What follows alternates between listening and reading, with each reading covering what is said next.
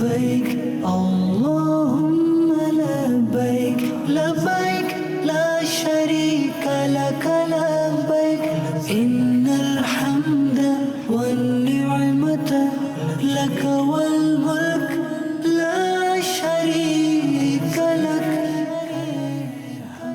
الحمد للہ رب العالمین والصلاة والسلام علی خاتم النبیین اما بعد فاعوذ باللہ من الشیطان الرجیم بسم اللہ الرحمن الرحیم الصلاة والسلام علیک یا رسول اللہ وعلی آلک واصحابک یا حبیب اللہ الصلاة والسلام علیک یا نبی اللہ وعلی آلک واصحابک یا نور اللہ. ایک بار پھر اپنے ناظرین کو ویورز کو ویلکم کرتے ہیں پروگرام احکام حج میں.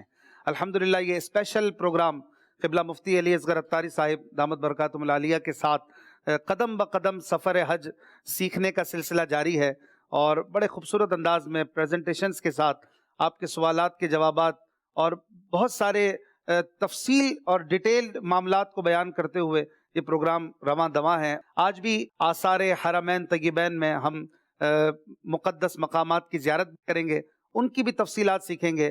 اور آج بھی ہمارے پروگرام کی جو جان ہے، جو اہم ترین سیگمنٹ ہے حج قدم بقدم، جس میں مفتی صاحب ہمیں پریزنٹیشن کے ذریعے حج کا طریقہ جو ہے وہ سیکنڈ اسٹیپ میں بتائیں گے. تقریباً 4 یوں کہیے کہ اسٹیپس میں بیان کیا جا رہا ہے.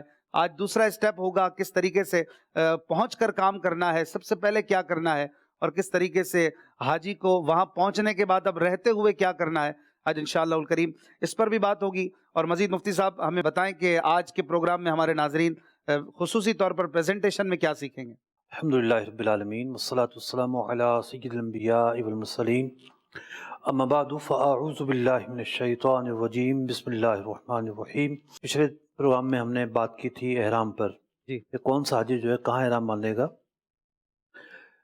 جو بھی مکہ مکرمہ پہنچتا ہے اس کا پہلا جو عمل ہے زیادہ تر حاجیوں کا وہ ہوتا ہے طواف.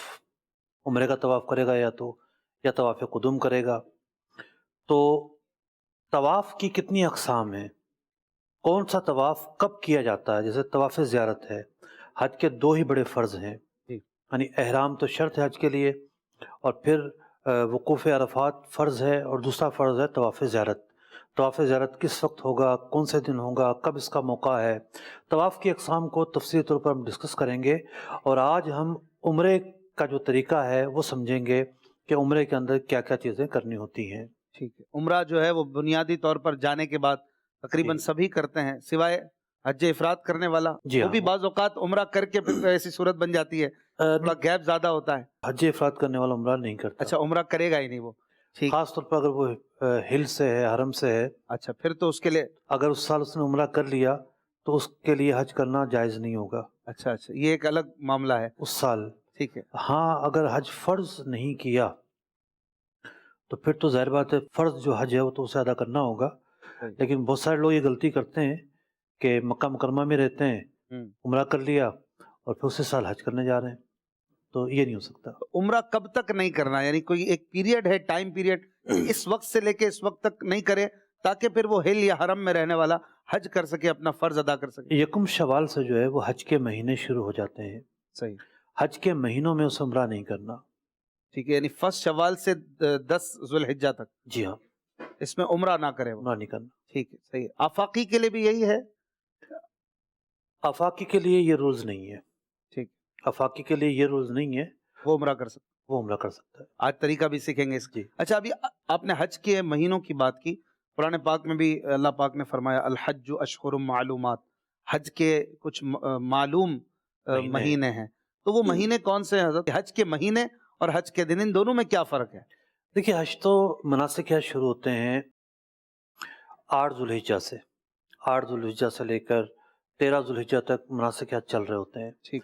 لیکن حج کے مناسک کا ایک حصہ وہ بھی ہے جو اس سے پہلے ادا ہو رہا ہوتا ہے، وہ ہے حج کا عمرہ. جیسے حج قران کرنے والا حج کا عمرہ کرے گا، یا حج تمتع کرنے والا حج کا عمرہ کرے گا، تو وہ عمرہ جو ہے یکم شوال سے کسی بھی وقت ہو سکتا ہے، حج سے پہلے پہلے. ٹھیک ہے. تو حج کے مہینے یہ یوں ہیں. شوال کا پورا مہینہ، ذوالقعدہ کا پورا مہینہ، اور یہ جو 10 دن ہیں ذوالحجہ کے، یہ اشہر حج میں شمار ہوتے ہیں. ٹھیک ٹھیک. اور جو حج کے ایام ہیں وہ 8 ذوالحجہ سے لے کر 13 ذوالحجہ تک یہ ایام حج کہلاتے ہیں۔ ٹھیک ہے، ماشاءاللہ، یہ دونوں چیزیں واضح ہو گئیں، اشہر حج اور ایام حج۔ اچھا، ایک چیز جو بہت اہم ہے، اور یہ سوال کل بھی کرنا تھا اور آج بھی ہو سکتا ہے ناظرین میں سے کچھ چاہ رہے ہوں، اور بہت کامن سوال ہے، آپ سے بھی ان دنوں میں کثرت سے ہوتا ہوگا کہ حج کس پر فرض ہے؟ ایک کمپریہنسولی اگر دوبارہ اس کو ہم بیان کر دیں تاکہ ہر کوئی پھر دوبارہ ری چیک کر لے، ابھی بھی کچھ جگہ پیکیجز میں باقی ہے تو ہو سکتا ہے کوئی اپنا نام لکھوا دے۔ دیکھیے، اللہ رب العزت نے ارشاد فرمایا للہ علی الناس حج البیت من استطاع الیہ سبیلا، کہ اللہ نے حج فرض قرار دیا ہے اس شخص کے لیے جسے استطاعت ہو۔ تو استطاعت کے اندر ایک تو ہے مالی استطاعت، جو کہ ایک بہت ہی بنیادی چیز ہے۔ حج کا جو نفقہ ہے، حج کا جو خرچہ ہے، وہ اٹھانے کی جسے استطاعت ہے، جس کے پاس مالی استطاعت پائی جا رہی ہے، یعنی قرض سے نکال کر، حاجت اصلیہ سے فارغ ہو کر، اس کے پاس اتنا ہے کہ وہ زاد راہ جو حج کا پیکیج ہے اسے بآسانی برداشت کر سکتا ہے۔ اب اس میں ضروری نہیں ہے کہ آپ وہاں جا کر جو تحفے طیبہ آپ نے خریدنے ہیں اس کے پیسے بھی آپ شمار کریں گے، یہ ضروری نہیں ہے۔ دوسری بات یہ ہے کہ ایک اور چیز ہے بدنی استطاعت۔ کوئی شخص جو ہے وہ اپاہج ہے، نابینا ہے، اب اس پر جو ہے حج فرض نہیں ہوگا کیونکہ بدنی استطاعت نہیں پائی گئی۔ بعض لوگ وہ ہوتے ہیں کہ حج تو ان پر فرض ہوگا لیکن فوری جانا واجب نہیں ہوگا۔ مثال کے طور پر کوئی عارضی بیماری میں مبتلا ہے، اب عارضی بیماری مستقل تو نہیں ہوتی، یہ زائل بھی ہوگی، انتظار کرے گا صحت کا۔ عورت ہے، حج فرض ہو گیا لیکن کوئی ساتھ جانے والا محرم نہیں ہے، محرم کے بغیر نہیں جا سکتی، جائے گی تو گناہ گار ہوگی، وہ بھی انتظار کرے گی۔ فرض تو ہو چکا اس پر، وجوب ادا ہے یا نہیں یہ ایک الگ مسئلہ ہے۔ تو یوں مالی استطاعت بنیادی طور پر ایک بنیاد ہے جس کو سامنے رکھ کر فیصلہ کرنا ہوتا ہے۔ اس میں اسلامی بہنوں کے لیے حج کے مسائل بیان کیے جائیں، کیونکہ ان کے کئی چیزوں میں کچھ ڈفرینس ہے نا مردوں سے، تو ان کے لیے بھی کچھ باتیں اسپیشلی دیکھیے، ہم کچھ نہ کچھ کرتے رہتے ہیں ہم جو ہیں اس کائنات سے خواتین کو الگ سمجھتے ہی نہیں ہیں، ہم تو ساتھ ساتھ بیان کر رہے ہیں۔ ساتھ ساتھ ہم احرام جب بیان کرتے ہیں تو بیان کرتے ہیں کہ جی مرد بغیر سلا لباس پہنے گا، خواتین نہیں پہنیں گی، خواتین عام کپڑے پہنیں گی، تو ہم جو ہے وہ ساتھ ساتھ بیان تو کر رہے ہیں، کیونکہ ایسا تو نہیں کہ خواتین کا جو میدان عرفات ہے وہ کہیں اور ہے، مردوں کہیں اور ہے، خواتین کا مطاف کہیں اور ہے، مردوں کہیں اور ہے، سب ارکان ساتھ ساتھ کرتی ہیں خواتین بھی۔ تو اسی میں بیان ہو جائے گا انشاءاللہ۔ ٹھیک ہے ٹھیک ہے، پھر بھی کچھ خواتین کو مسائل درپیش ہوں تو آپ ہمیں میسج وغیرہ کر کے یا کال اپنے محرم کے ذریعے کروا کر رابطہ کر سکتے ہیں۔ چلتے ہیں ہمارے خوبصورت نعت خوان محمد وقار اتاری کلام سنائیں گے انشاءاللہ یاد مدینہ میں ڈوبا ہوا۔ سنیے، صلو علی الحبیب صلی اللہ تعالی علی محمد صلی اللہ علیہ وسلم۔ مجھ کو پہنچا دے خدا احمد مختار کے پاس،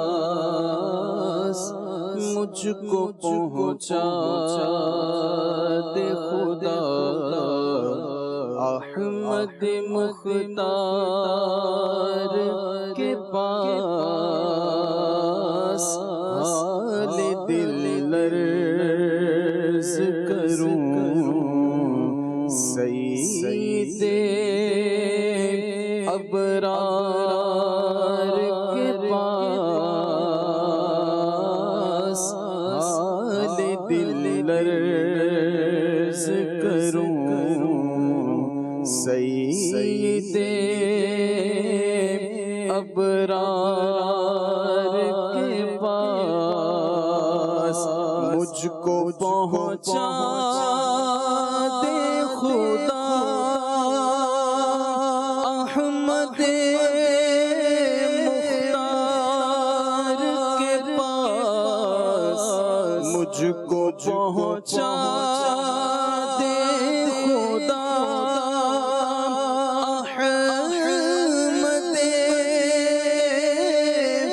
مختار کے پاس، حال دل عرض کروں سید ابرار کے پاس،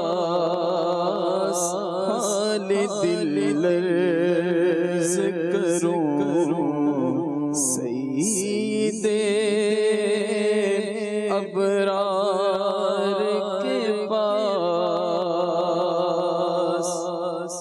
جس کو دیکھو وہ اسی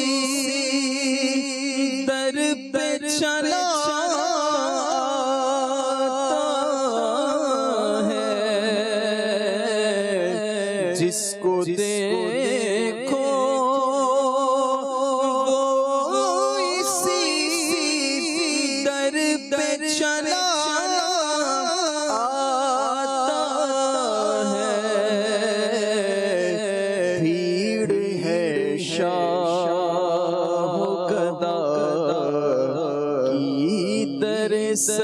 سرکار کے پاس بھیڑ ہے شاہ گدا کی در سرکار کے پاس، بے طلب جس کو جو چاہے وہ عطا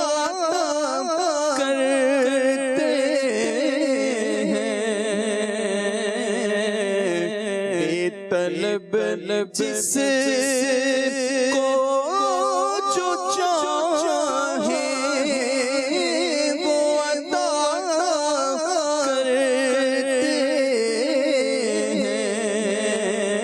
ہیں، سب خزانے ہیں میرے مالک و مختار کے پاس، سب خزانے ہیں میرے مالک و مختار کے پاس، دولت و فضل و کرم نعمت و جاہ و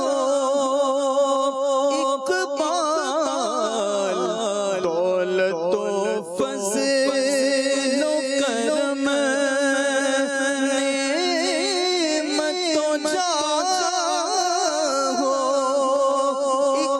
اقبال، کون سی چیز نہیں ہے میرے سرکار کے پاس، کون سی چیز نہیں ہے میرے سرکار کے پاس، یہ محبت ہے کہ آواز اغثنی سن کر، یہ محبت ہے کہ آواز اغثنی سن کر دوڑ آتے ہیں وہ ہر ایک گرفتار کے پاس، دوڑ آتے ہیں وہ ہر ایک گرفتار کے پاس، یا خدا حشر ہے یا عید ہے، مشتاقوں کی یا خدا حشر ہے یا عید ہے، مشتاقوں کی کہ چلے آتے ہیں وہ طالب دیدار کے پاس، کہ چلے آتے ہیں وہ طالب دیدار کے پاس، یا رسول عربی میری شفاعت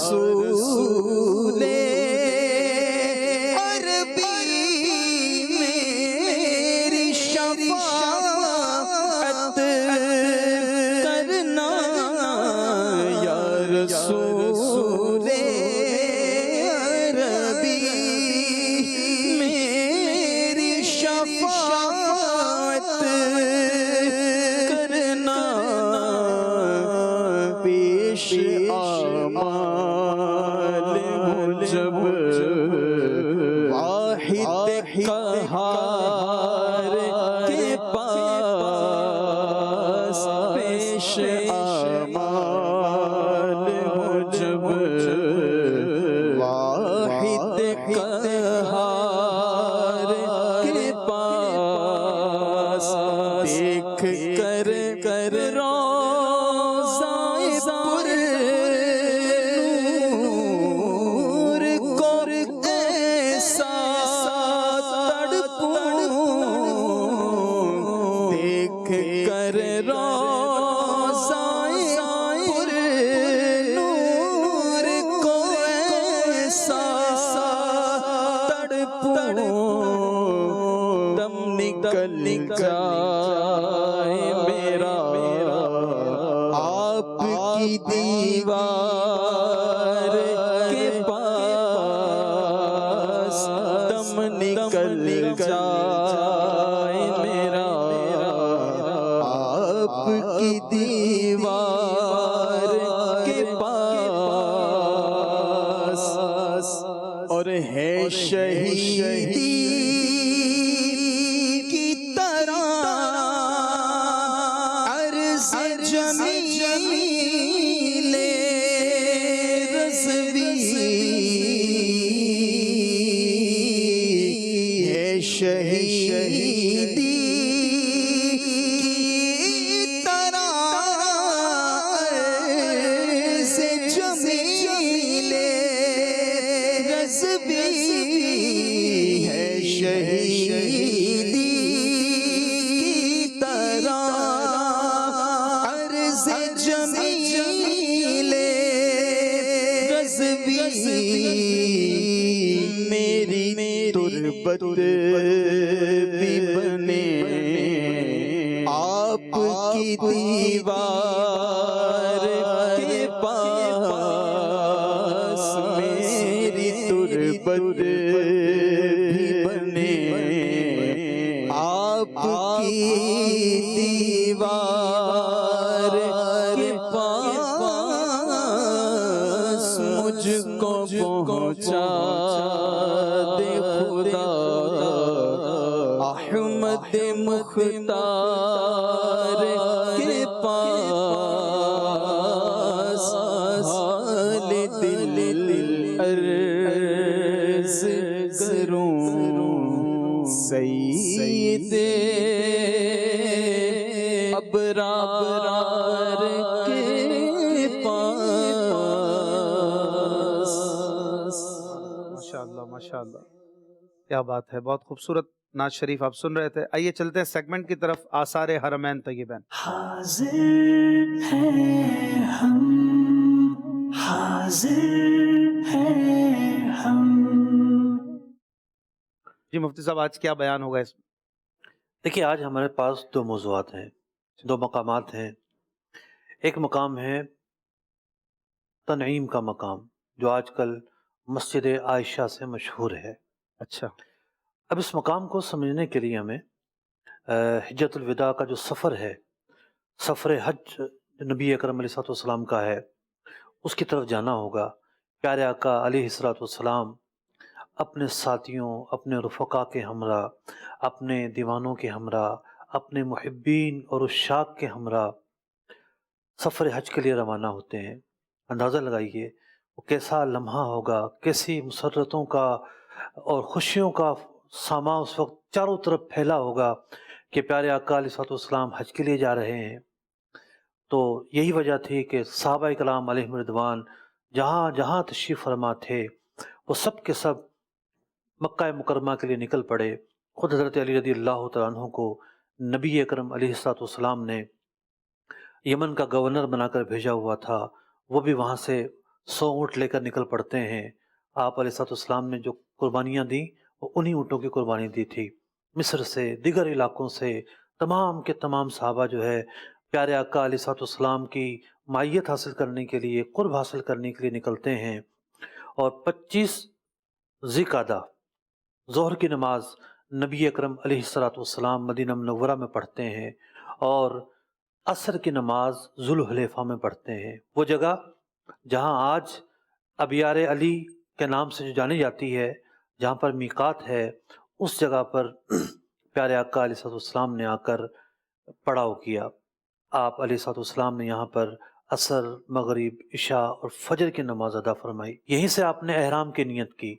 بعض اوقات یہ ہوتا ہے کہ جیسے آج کل ٹیکسی بک کرتے ہیں ہوٹل سے کہ بھئی جانا ہے ہمیں مکہ مکرمہ جانا ہے، تو راستہ کچھ یوں ہوتا ہے کہ ٹیکسی والا چاہتا ہے کہ ڈائریکٹ نکل جاؤں، آپ یہیں سے نیت کر لو. تو دو چار نے مجھ سے سوال پوچھا.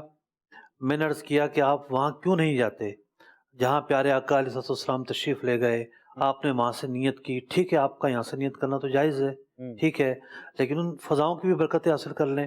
آثار نبویہ سے ہے وہ فضائیں. تو پیارے آقا علیہ السلام اس جگہ پر آپ نے رات گزاری اور 8 دن کا یہ سفر تھا. مکہ مکرمہ پہنچنے تک 8 دن لگے ہیں. 400 کلومیٹر کا یہ سفر ہے اور 8 دن میں پورا ہوتا ہے. پیارے آقا علیہ السلام 3 ذی الحجہ کو مکہ مکرمہ پہنچتے ہیں اور پھر وادی طویٰ میں قیام فرماتے ہیں. یہ جرول جو علاقہ ہے آج کل، جرول علاقے میں وادی طویٰ ہے، یہاں آپ رات گزارتے ہیں اور اتوار کے دن 4 ذی الحجہ کو پیارے آقا علیہ السلام مسجد الحرام میں داخل ہوتے ہیں اور وہاں جا کر حج کا عمرہ ادا فرماتے ہیں. آپ نے حج کران کی نیت کی ہوئی تھی تو آپ عمرہ ادا کرتے ہیں، اس کے باوجود بھی آپ احرام میں رہتے ہیں. اور اس کے بعد یہ ندا کر دی جاتی ہے کہ جو صرف عمرے کا احرام باندھ کر آیا ہے اور اپنے ساتھ جانور نہیں لایا، وہ احرام کھول دے، یعنی عمرہ کرنے کے بعد احرام کھول دے. تو جو عمرے والے لوگ تھے انہوں نے احرام کھول دیے. جو صرف عمرے کی نیت سے آئے تھے لیکن جانور ساتھ لائے تھے انہوں نے نہیں کھولے، ایسا ہی حکم تھا. اور جن کا حج کران تھا انہوں نے بھی نہیں کھولے، وہ بدستور حالت احرام میں رہے یہاں تک کہ حج کا دن آ جاتا ہے. حضرت عائشہ رضی اللہ تعالیٰ عنہ بارگاہ رسالت میں عرض کرتی ہیں، یا رسول اللہ صلی اللہ علیہ وسلم، میں نے صرف عمرے کی نیت کی تھی لیکن عذر لاحق ہوا، اب میں کیا کروں؟ کیونکہ عمرے کی نیت کرنے والا مسجد الحرام شریف میں جاتا ہے، طواف کرتا ہے، اور اس کیفیت میں مسجد میں جانا جائز نہیں ہوتا. تو پیارے آقا علیہ السلام انہیں بتاتے ہیں کہ کنگھی کرو، بال بناؤ اور احرام کھول دو. اس عمل سے یعنی احرام کھولنے کی نیت سے اس موقع پر کنگھی کی گئی اور احرام کھول دیا گیا. حضرت عائشہ رضی اللہ تعالیٰ عنہ نے پھر دوسرے احرام کی نیت کی، حج کے احرام کی نیت کی، اور حج کے احرام کی نیت کر کے وہ پیارے آقا علیہ السلام کے ساتھ روانہ ہو گئیں. ظاہر بات ہے یہ وہ دن تھا کہ عرفات جانا تھا، عرفات روانہ ہو جاتی ہیں. اور اس کے بعد چونکہ عمرے کا جو احرام باندھا تھا وہ احرام کھول دیا گیا تھا، تو وہ احرام کھول تو دیا گیا لیکن عمرہ ذمے پر واجب ہو گیا. جیسے کوئی نفل نماز کی نیت کرے اور درمیان میں نماز توڑنی پڑ جائے تو یہ اس نماز کی قضا کرنا اس کے ذمے پر باقی رہتا ہے، اگرچہ کہ شروع کرنے سے پہلے نفل نماز تھی لیکن شروع کرنے کے بعد واجب ہو گئی. تو عمرے کا احرام کھول دیا جائے تب بھی اس کی قضا واجب ہو جاتی ہے. پیارے آقا علیہ السلام نے 13 ذی الحجہ کو، یعنی اس کے بعد آپ نے تمام کے تمام مناسک ادا فرمائے. آخری دن تھا 13 ذی الحجہ کو، آخری دن کی آپ نے رمی فرمائی. چوتھے دن کی رمی کرنا بھی سنت ہے، بعض صورتوں میں یہ واجب بھی ہو جاتی ہے. تو آپ نے رمی ادا فرمائی اور اس کے بعد آپ ظہر کی نماز پڑھنے کے بعد، بلکہ سورج ڈھلنے کے بعد ظہر کی نماز پڑھنے کے بعد وادی محصب کے لیے روانہ ہوئے. یعنی مینا سے نکلے، مکہ مکرمہ میں آئے، اور مکہ مکرمہ میں ایک جگہ ہے، کتابوں میں اس کا نام لکھا گیا وادی محصب. نام تھوڑا سا مشکل ہے لیکن آج کل بڑے ہی آسان الفاظوں سے جانی جاتی ہے. مسجد جن، اشفاق بھائی اگر آپ گئے ہوں، مسجد جن سے تھوڑا اور آگے بڑھتے ہیں ہم تو جنت المالا آ جاتا ہے. جنت المالا سے تھوڑا اور آگے بڑھیں، اسی روڈ پر پیدل چلتے ہوئے جائیں آپ، 15 منٹ کا راستہ ہے. یعنی مسجد جن سے وادی محصب کا 15 منٹ کا راستہ ہے پیدل. تو وہاں پر آج کل ایک مسجد ہے، اس مسجد کا نام ہے مسجد اجابہ. مسجد اجابہ ایک مسجد اجابہ کے نام سے مدینہ منورہ میں بھی ہے، یہ ہم بات کر رہے ہیں مکہ مکرمہ کی. تو یہ وہ جگہ تھی جہاں آپ علیہ السلام نے پڑاؤ کیا مینا سے آنے کے بعد. اور بحار شریعت میں یہ لکھا ہوا ہے کہ حج کے بعد یہاں آ کر رکنا سنت موقدہ ہے. اچھا، سبحان اللہ. اتنی مبارک جگہ ہے. آج کل یہ جو علاقہ ہے جعفریہ کے نام سے جانا جاتا ہے.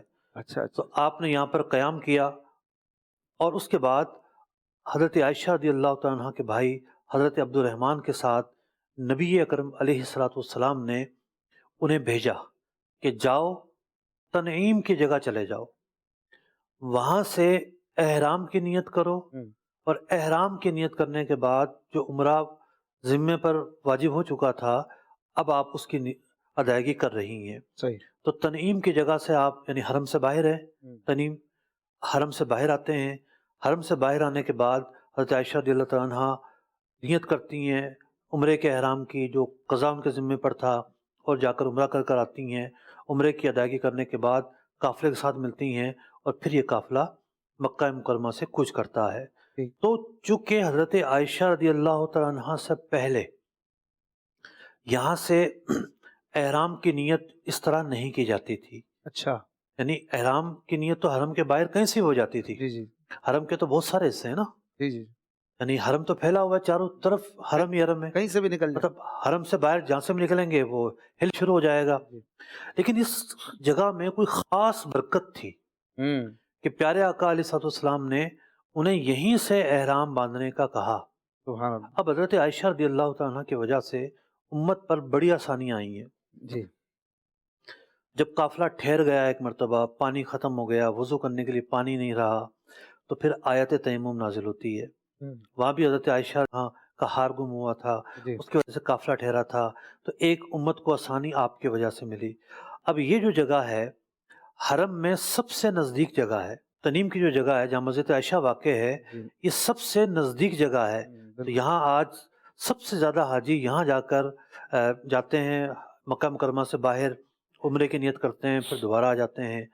اچھا، یہاں ایک بڑا دلچسپ نقطہ ہے، وہ نقطہ یہ ہے کہ پیارے آقا علیہ الصلوۃ والسلام نے عمرے کا احرام باندھا تھا جیرانہ شریف سے۔ تو یہ ہے آپ کی فعلی سنت، فعل نبوی یہ ہے کہ آپ نے جیرانہ سے عمرے کا احرام باندھا۔ آپ ایک سفر میں تھے، اس سفر سے آپ نے عمرہ کرنا چاہا، اور جیرانہ سے احرام باندھ کر آپ نے عمرہ ادا فرمایا۔ یہ اعلان نبوت کے بعد کی بات ہے، غزوہ طائف کے موقع پر یہ واقعہ پیش آیا تھا۔ اب دوسری وہ جگہ ہے کہ جہاں ایک قولی سنت ہے کہ حضرت عائشہ رضی اللہ تعالیٰ عنہا کو آپ نے فرمایا یہاں سے احرام باندھو۔ علماء لکھتے ہیں قولی سنت اور فعلی سنت کا جب تقابل ہوگا تو افضل قولی سنت ہوگی۔ اچھا اچھا جیرانہ سے بھی زیادہ افضل تنعیم کی عائشہ جگہ ہے، مسجد عائشہ کی جگہ ہے، واہ یہاں سے عمرے کی نیت کرنا زیادہ افضل ہے۔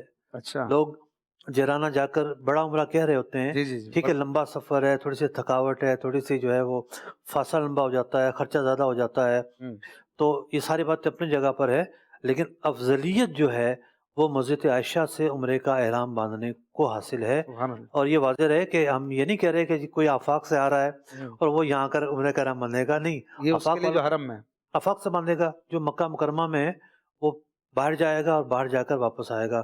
بعض لوگ کہتے ہیں جی نہیں یہاں کوئی حیثیت نہیں ہے، کوئی حیثیت نہیں ہے عمرے کی، اور یہاں سے عمرے کا احرام نہ باندھو، بولنے والے بولتے رہ جاتے ہیں، لاکھوں لاکھ لوگ وہاں سے آ رہے ہر وقت وہاں رش ہر وقت رش ہوتا ہے، ہر وقت رش ہوتا ہے، ایک رونق لگی ہے، مسجد بھی بڑی خوبصورت بنی ہوئی ہے ماشاء اللہ، برکتیں ہی برکتیں۔ برکتیں ہی برکتیں، سبحان اللہ۔ بڑی ڈیٹیل میں مفتی صاحب نے بتایا کہ یہ کیا جگہ ہے ماشاء اللہ، اور ایک پورا تصور بن گیا کہ کیسے مسجد عائشہ کو مسجد عائشہ بننے کا شرف ملا، مقام تنعیم تھا، پھر وہ مسجد عائشہ سے مشہور ہو گیا، سبحان اللہ۔ اور اس کے ساتھ ساتھ ایک اور بھی آثار میں سے آج سنیں گے۔ آپ ذرا یہ تو دیکھیے نا پہلے کہ یہ نسبتیں کہاں سے ثابت ہو رہی ہیں، نسبت کی برکت، ٹھیک ہے نا، جی یعنی جہاں حضرت عائشہ رضی اللہ تعالیٰ عنہ تشریف لے گئیں، اس شاخ نے اس جگہ مسجد بنا دی، مسجد کا نام بھی حضرت عائشہ کے نام پر، تو یہ ایک طریقہ رہا ہے اس شاخ کا، یہ ہزاروں سالوں سے چل رہا ہے، یہ نسبتوں کے باہر اصحاب ہے۔ کہف کا واقعہ بھی ہے نا اس میں، جی لَنَتَّخِذَنَّ عَلَيْهِمْ مَسْجِدًا، اللہ، انہوں نے کہا کہ ہم یہاں مسجد بنائیں گے جہاں اصحاب کہف، یہ تو کہیں گے ہزاروں سالوں سے چل رہی ہے بات، ایسا ہی بالکل ایسا ہی۔ الحمدللہ۔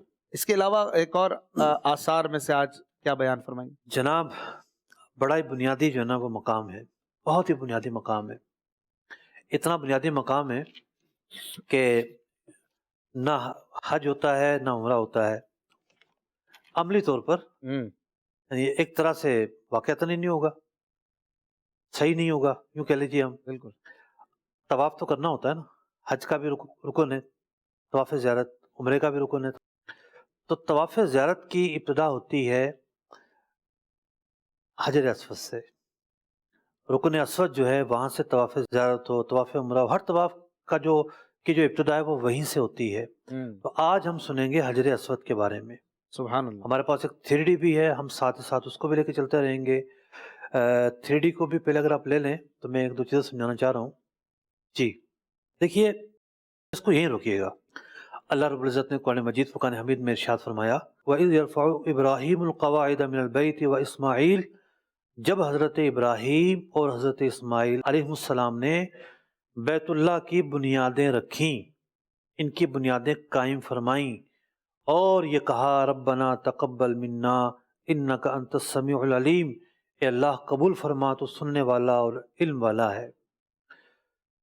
تو یہ جو حجر اسود والا کونا ہے، ایک بنیاد یہ ہے، اور اس کے مقابل میں ایک کونا ہے، اسے رکن یمانی کہتے ہیں. دوسری بنیاد یہ ہے، یہ وہ بنیادیں ہیں دو کعبہ مکرمہ میں کہ جو ابراہیمی بنیادوں پر قائم ہے. اچھا، باقی اگلی جو بنیادیں ہیں وہ ہاں. ابراہیمی بنیادوں پر قائم نہیں ہیں. صحیح صحیح صحیح. تو ایک فضیلت تو یہ ہے اس جگہ کو کہ یہ وہ جگہ ہے کہ جو ابراہیمی بنیادوں پر قائم ہے. میں اس کی تفصیل بیان کروں گا. جی جی. اب وہ پرانی فوٹو اس پر آ جائیں بے شک آپ جو آپ نے تیار کی ہوں گی. اب آتے ہیں حجر اسود کیا ہے. حجر اسود جنت کا ایک پتھر ہے. حضرت آدم علیہ نبینا علیہ الصلوۃ والسلام نے سب سے پہلے بیت اللہ شریف کی بنیاد رکھی، اور حضرت جبریل امین جنت سے پتھر لے کر آئے. چمکتا دھمکتا ہوا پتھر تھا، روشن پتھر تھا، سفید تھا، اور اس میں سے نور کی شعائیں بھی بلند ہوا کرتی تھیں. لہٰذا یہ کعبہ مکرمہ میں اس جگہ پر نصب کر دیا گیا.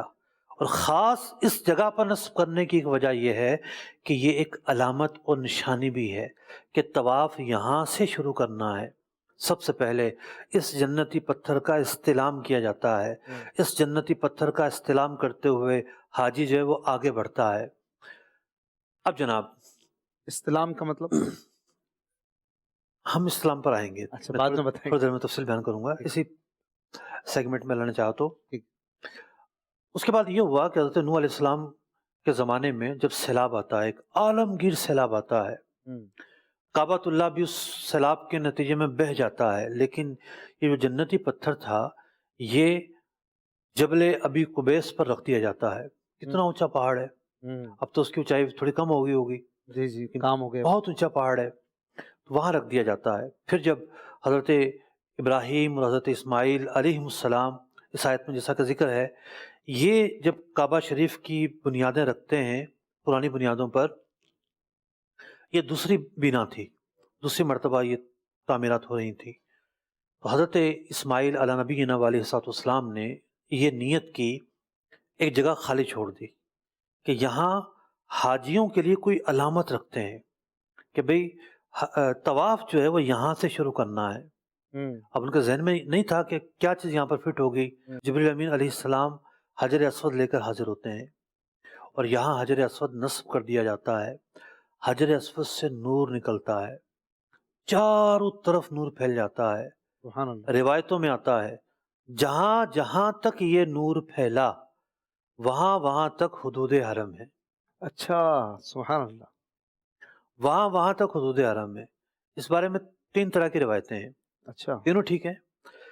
ایک یہ ہے کہ جب حضرت آدم علیہ نبینا علیہ السلام چونکہ آپ دنیا پر تشریف لائے تھے، اور مقام عرفات میں حضرت آدم اور حضرت حوا کی ملاقات ہوتی ہے. حضرت آدم علیہ السلام جو ہیں وہ جو اولین گھر ہے اللہ کا، اللہ کی مسجد، اس کو قائم فرماتے ہیں، بیت اللہ کی تعمیر کرتے ہیں. تو سب سے پہلے جب حضرت آدم علیہ السلام مکہ مکرمہ میں آتے ہیں تو شیاطین بھی آپ کے پیچھے آنا چاہتے ہیں. اللہ رب العزت نے ایک ایریا کے اندر شیاطین کا داخلہ ممنوع کر دیا اس وقت حضرت آدم علیہ السلام کی حفاظت کے لیے، اور یہ وہی جگہ تھی جہاں آج حدود حرم ہے. ٹھیک. ایک دوسری روایت. ایک یہ روایت بیان ہوئی، اور بعض روایتوں میں یہ آیا کہ حضرت ابراہیم علیہ السلام پہلے شخص ہیں کہ جو جا کے برجیں لگاتے ہیں، تختیاں لگاتے ہیں کہ یہاں حدود حرم ہے، یہاں حدود حرم ہے، یہاں حدود حرم ہے، حضرت جبریل علیہ السلام کے کہنے پر۔ اچھا اور خود نبی اکرم علیہ السلام کے متعلق بھی روایت موجود ہے کہ آپ علیہ السلام نے بھی حضرت جبریل علیہ السلام کی نشاندہی پر اس مقام پر تختیاں لگائیں، اور درمیان میں بھی قصی بن کلاب کے متعلق ملتا ہے کہ انہوں نے بھی نشاندہی کی حدود حرم کی۔ صحیح، اب حدود حرم جو ہے، ایک بادشاہ ہوتا ہے، وہ بادشاہ کہتا ہے کہ جناب یہ میرا علاقہ ہے، یہ میرے خاص جگہ ہے، یہاں یہ کام نہیں ہوگا، یہ کام نہیں ہوگا، وہاں کے خصوصی آداب ہوتے ہیں، خصوصی احکام ہوتے ہیں۔ واہ واہ، تو یہ اللہ کی وہ پاکیزہ سرزمین ہے جہاں اللہ رب العزت کی عظمت کی ایک نشانی بیت اللہ شریف یہاں موجود ہے۔ اللہ رب العزت نے اس بیت اللہ کے ارد گرد ایک مخصوص حصے کو حرم قرار دیا ہے۔ بہت سارے جو حلال کام ہیں وہ بھی یہاں نہیں ہو سکتے، اس کی اپنی ایک تفصیل ہے کہ یہ جو حلال کام ہیں وہ یہاں نہیں ہو سکتے۔ تو بات ہو رہی تھی حجر اسود کی۔ حجر اسود جو ہے بڑے تغیرات اس پر آتے رہے، اور میں سمجھتا ہوں اتنے واقعات ہیں کہ ایک نہیں دو تین پروگرام ہم حجر اسود پر کر سکتے ہیں۔ بڑے مختصر الفاظ میں عرض کروں گا کہ حضرت ابراہیم علیہ السلام کی تعمیرات کے بعد عمالقہ ایک قبیلہ تھا، اس نے تعمیرات کی، بنو جرہم نے تعمیرات کی، پھر قریش کی باری آتی ہے۔ ایک مطلب تعمیرات بسیدہ ہوتی ہیں، کمزور ہوتی ہیں، تو قریش اس کی تعمیر کرتے ہیں۔ ان کے پاس جو رزق حلال تھا وہ تھوڑا کم تھا، انہوں نے یہ فیصلہ کیا جتنا ہمارے پاس ہے اتنی تعمیر کر دیتے ہیں۔ یہی وجہ ہے کہ یہ جو بنیادیں ہیں، یہ تو بنیادیں جہاں حجر اسود ہے، جہاں رکن یمانی ہے، ابراہیمی بنیادوں پر ہے، لیکن جو اگلی بنیادیں تھیں وہ حتیم تک تھیں، جی حتیم تک تھیں۔ حتیم شامل نہیں ہو سکا، وہ بھی کعبے کا حصہ تھا، تو انہوں نے جتنے ان کے پاس پیسے تھے اسی پر تعمیر کر دی۔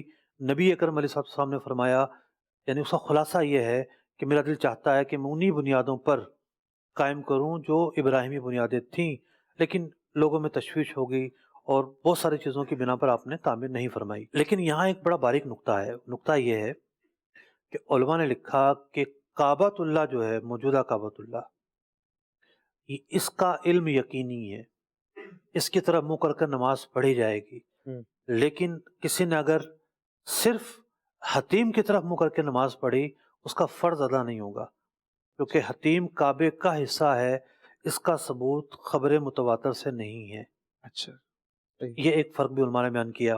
ٹھیک، اس کے بعد جناب حجر اسود یہاں رہا، چونکہ ایک جنتی پتھر تھا، اس کی عظمت ہے، اس کی ایک شان ہے۔ تو ایسا بھی ہوا کہ کرامتا ایک قبیلہ تھا، مطلب کہ صحابہ کرام علیہ رضوان کے دور کے بعد بحرین میں وہ قبیلہ رہا کرتا تھا، وہ حجر اسود اٹھا کر لے گئے، اچھا بالکل اٹھا کر لے گئے کہ ہم اپنے یہاں جا کر ایک کعبہ تعمیر کریں گے اور اس میں جا کر پتھر لگائیں گے۔ استغفر اللہ۔ تو یہ کیسے ہو سکتا تھا کہ وہ اس پر قادر ہوتے؟ لے تو گئے تھے وہ، ہاں۔ لیکن ان کے جو لے جانے والے تھے وہ مرنا شروع ہو گئے، عجیب و غریب آفات کا ظہور ہوا، اور بالآخر جو لے جانے والوں کا سردار تھا وہ مرا، اور بعد میں جو دوسرا بندہ آیا ان کی جگہ وہ خود واپس کرنے آیا۔ بعض دفعہ ایسا بھی ہوا کہ آگ لگی کعبۃ اللہ شریف میں اور اس پتھر کو نقصان پہنچا۔ بہت سارے ایسے واقعات موجود ہیں۔ اس پر حملے کے تو کئی واقعات موجود ہیں، اس کے ٹکڑے بھی اسی لیے اس کے ٹکڑے ہیں۔ اس وقت جو ہم دیکھتے ہیں تو یہ 8 ٹکڑوں میں جو ہے وہ جوڑ کر جو اس کا وہ ہے ہجوم ہے اس میں یہ لگایا گیا ہے۔ یہ اتنا مبارک پتھر ہے، احادیث میں آتا ہے کہ اللہ رب العزت قیامت کے دن اس کو اٹھائے گا، اور اس وقت اس کی جو جسامت ہے وہ جبل ابی قبیس جتنی ہوگی۔ اللہ رب العزت اسے زبان عطا کرے گا، آنکھیں عطا کرے گا، اور جس نے اس کا استلام کیا ہوگا اللہ رب العزت کی بارگاہ میں یہ گواہی دے گا، مولا کریم اس نے میرا استلام کیا۔ استلام کیا ہوتا ہے؟ آپ کا یہ سوال تھا۔ طواف کرنے والا طواف شروع کرے گا، اسے جگہ مل جاتی ہے، رش نہیں ہوتا، وہ جائے گا، دونوں ہاتھ رکھے گا حجر اسود پر، اور پھر اپنے لب اس پتھر پر رکھے گا، اس کا بوسہ لے گا، 3 مرتبہ یہ عمل کرے گا۔ یہ پہلا مرحلہ ہے، فی زمانہ یہ تو قسمت والوں کو نصیب ہوتا ہے۔ دوسرا مرحلہ یہ ہے کہ چومنے کا موقع نہیں ملا، ہاتھ رکھے ہاتھ چوم لے۔ تیسرا مرحلہ یہ ہے کہ یہ موقع بھی نہیں ملا، چھڑی ہے وہ رکھے وہ چوم لے، واہ یہ موقع بھی نہیں ملا، اب اشارہ کرے گا، صحیح، حجر اسود کی طرف اشارہ کرے گا اور پھر اپنے ہونٹ جو ہے وہ ہاتھ چوم لے، ہونٹ پہ، ہاتھ ہونٹوں پہ رکھ کے ہونٹوں پہ رکھے گا۔ جی۔ اچھا، پیارے آقا علیہ الصلوۃ والسلام، آپ کے آثار چاروں طرف پھیلے ہوئے ہیں، مکہ مکرمہ میں، مدینہ منورہ میں، لیکن حجر اسود وہ یقینی جگہ ہے جہاں آپ کے لبہائے مبارکہ مس ہوئے ہیں۔ سبحان اللہ، علماء لکھتے ہیں کہ اس کی شان، حجر اسود کی شان کیا کیا ہے۔ ایک شان یہ ہے کہ جنت سے بھیجا گیا ہوا پتھر ہے، ہزاروں لاکھوں کروڑوں اربوں پتھروں میں ممتاز پتھر ہے۔ دوسری شان یہ کہ عظمت والے کعبہ شریف کا پڑوس نصیب ہوا ہے۔ اور ایک عظیم شان یہ کہ اس پتھر کو پیارے آقا علیہ الصلوۃ والسلام نے چوما ہے۔ حضرت ابن عمر فرماتے ہیں کہ پیارے آقا علیہ الصلوۃ والسلام حجر اسود پر آئے اور آنے کے بعد آپ علیہ الصلوۃ والسلام نے استلام فرمایا، بوسہ لیا، اور بوسہ لینے کے بعد آپ کے لبہائے مبارکہ، آپ کا سر مبارک حجر اسود ہی پر ہے اور آپ رو رہے ہیں، آپ کے آنسو بہہ رہے ہیں۔ پیارے آقا علیہ الصلوۃ والسلام کافی دیر تک روتے رہے اور پیچھے مڑ کر دیکھا، حضرت عمر فاروق رضی اللہ تعالیٰ عنہ بھی کھڑے ہیں۔ آپ نے فرمایا، یا عمر ہا ہنا تسکب العبرات، اے عمر یہی تو ہے رونے کی جگہ۔ بعض علماء لکھتے ہیں ہنا تسکب العبرات، ہنا تسکب العبرات، یہاں آنسو بہتے ہیں، یہاں حسرتیں نکلتی ہیں، یہاں دعا قبول ہوتی ہیں اللہ تبارک و تعالیٰ کے رحمت سے اور کرم سے۔ تو چونکہ یہ وہ پتھر ہے، اور امام ذہبی نے کیا خوب بات لکھی ہے، ایک عشق و محبت میں وہ لکھ گئے، عملاً اگرچہ کیسا نہیں ہوتا، کہتے ہیں اے شوق رکھنے والے، اللہ تجھے حجر اسود کا بوسہ نصیب کرے، وہ جگہ جہاں نبی اکرم علیہ الصلوۃ والسلام نے اپنے لبہائے مبارکہ مس کیے ہیں، اور بالفرض تجھے موقع نہ مل سکے، قافلے روانہ ہو جائیں، لوگ حج کرنے چلے جائیں، لیکن جب حاجی حج کر کر واپس آئیں ان کے لبوں کو چوم لو کہ یہ اس جگہ کو مس کر کر آئے ہیں جہاں نبی اکرم علیہ الصلوۃ والسلام نے اپنے لبہائے مبارکہ مس کیے ہیں۔ اللہ اکبر۔ تو یہ جو حجر اسود ہے یہ اپنے استلام کرنے والوں کی شفاعت کرے گا، ان کی شہادت کی گواہی دے گا۔ یہ جو حجر اسود ہے اس کا چومنا، اس کا استلام کرنا گناہوں کا کفارہ ہے، اور بہت سارے اس کے فضائل و برکات ہیں۔ سبحان اللہ، کیا بات ہے، بڑی تفصیل سے بتایا آپ نے۔ اچھا، یہ حجر اسود جنت سے آیا تھا تب بھی ایسا ہی کالا ہی تھا؟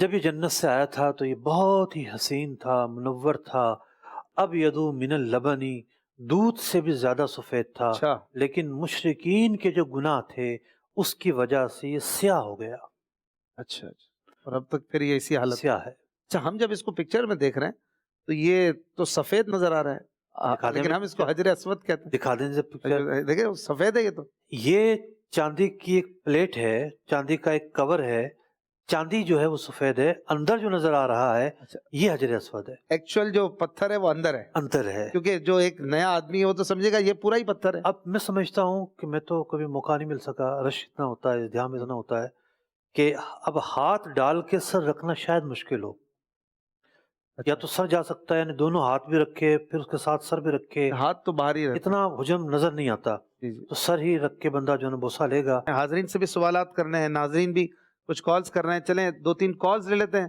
مفتی صاحب سے سوالات بھی اس بہانے ہو جائیں گے، اور پھر ہمارے حاجی عبدالاحد اتاری صاحب کی طرف بڑھیں گے اور ان سے کچھ مفید مشورے ہمیں ملتے ہیں اس پروگرام میں۔ سفر کی آج کل کے حالات کی صورت میں کیا پریشانیاں حاجیوں کو درپیش آ سکتی ہیں، ان سے بچا کیسے جائے، عبدالاحد بھائی کی طرف بڑھیں گے، اس سے پہلے کچھ کالز دے دیں۔ محمد خرم اتاری عمان مسکت سے۔ ماشاء اللہ مفتی صاحب آپ کے بہت اچھے سلسلے ہیں، ابھی بھی میں آج بھی آپ کے سلسلے سن رہا ہوں یوٹیوب پہ، پہلے جو پڑے ہوئے ہیں کافی سلسلے آپ کے میں نے سنے ہیں، تو کافی معلومات آپ سے ملی ہے۔ تو میں اس دفعہ حج پہ جا رہا ہوں، تو 21 جون کی میری فلائٹ ہے، تو میں یہ پوچھنا چاہتا ہوں، میں اس دفعہ تو حج پہ جب جاؤں گا تو عمرے کی نیت کروں گا، تو ادھر مکہ میں کم و بیش 7-8 دن رکوں، اس کے بعد چلا جاؤں جدہ میں، ادھر میرا ایک دوست ہے، ادھر ایک رات رکوں، رکھوں یا مدینہ میں چلا جاؤں تو ادھر اس کے بعد واپسی میں جب آؤں میں پھر مکہ میں، تو کیا میں حج افراد کا احرام پہن کر آ سکتا ہوں، حج افراد کر سکتا ہوں؟ پھر یہ کیا میرے لیے کرنا کیسا؟ آپ کا جو حج ہے وہ حج تمتع ہے، حج افراد نہیں ہے۔ حج افراد تو اس وقت ہوتا ہے کہ آپ حج کا احرام پہن کر جاتے اور وہ نہ اتارتے۔ آپ عمرے کی نیت سے گئے، یعنی جا تو آپ حج کے سفر پر رہے ہیں، لیکن تمتع کا طریقہ اختیار کیا کہ پہلے عمرہ کیا، پھر عمرہ کرنے کے بعد احرام کھول دیا۔ تو اب جب مدینہ منورہ سے آپ واپس آئیں گے، ہم نے بیان کیا تھا، واپس آتے ہوئے آپ حج کا احرام بھی باندھ سکتے ہیں، پھر آپ احرام میں رہیں گے حج تک، لیکن اس سے حج افراد نہیں ہو جائے گا، یہ حج تمتع ہی ہوگا۔ چاہیں تو واپسی میں عمرے کا احرام باندھ کر آئیں، پھر عمرہ کرنے کے بعد دوبارہ احرام کھول دیں، اور پھر جب مینا جانے لگیں گے اس وقت آپ حج کا احرام پہنیں گے۔ یعنی ایک حج کی اس میں 2 عمرے بھی حج سے پہلے کر سکتے ہیں، 100 عمرے بھی ہو سکتے ہیں۔ 100 عمرے بھی ہو سکتے ہیں۔ ٹھیک، اگلی کال۔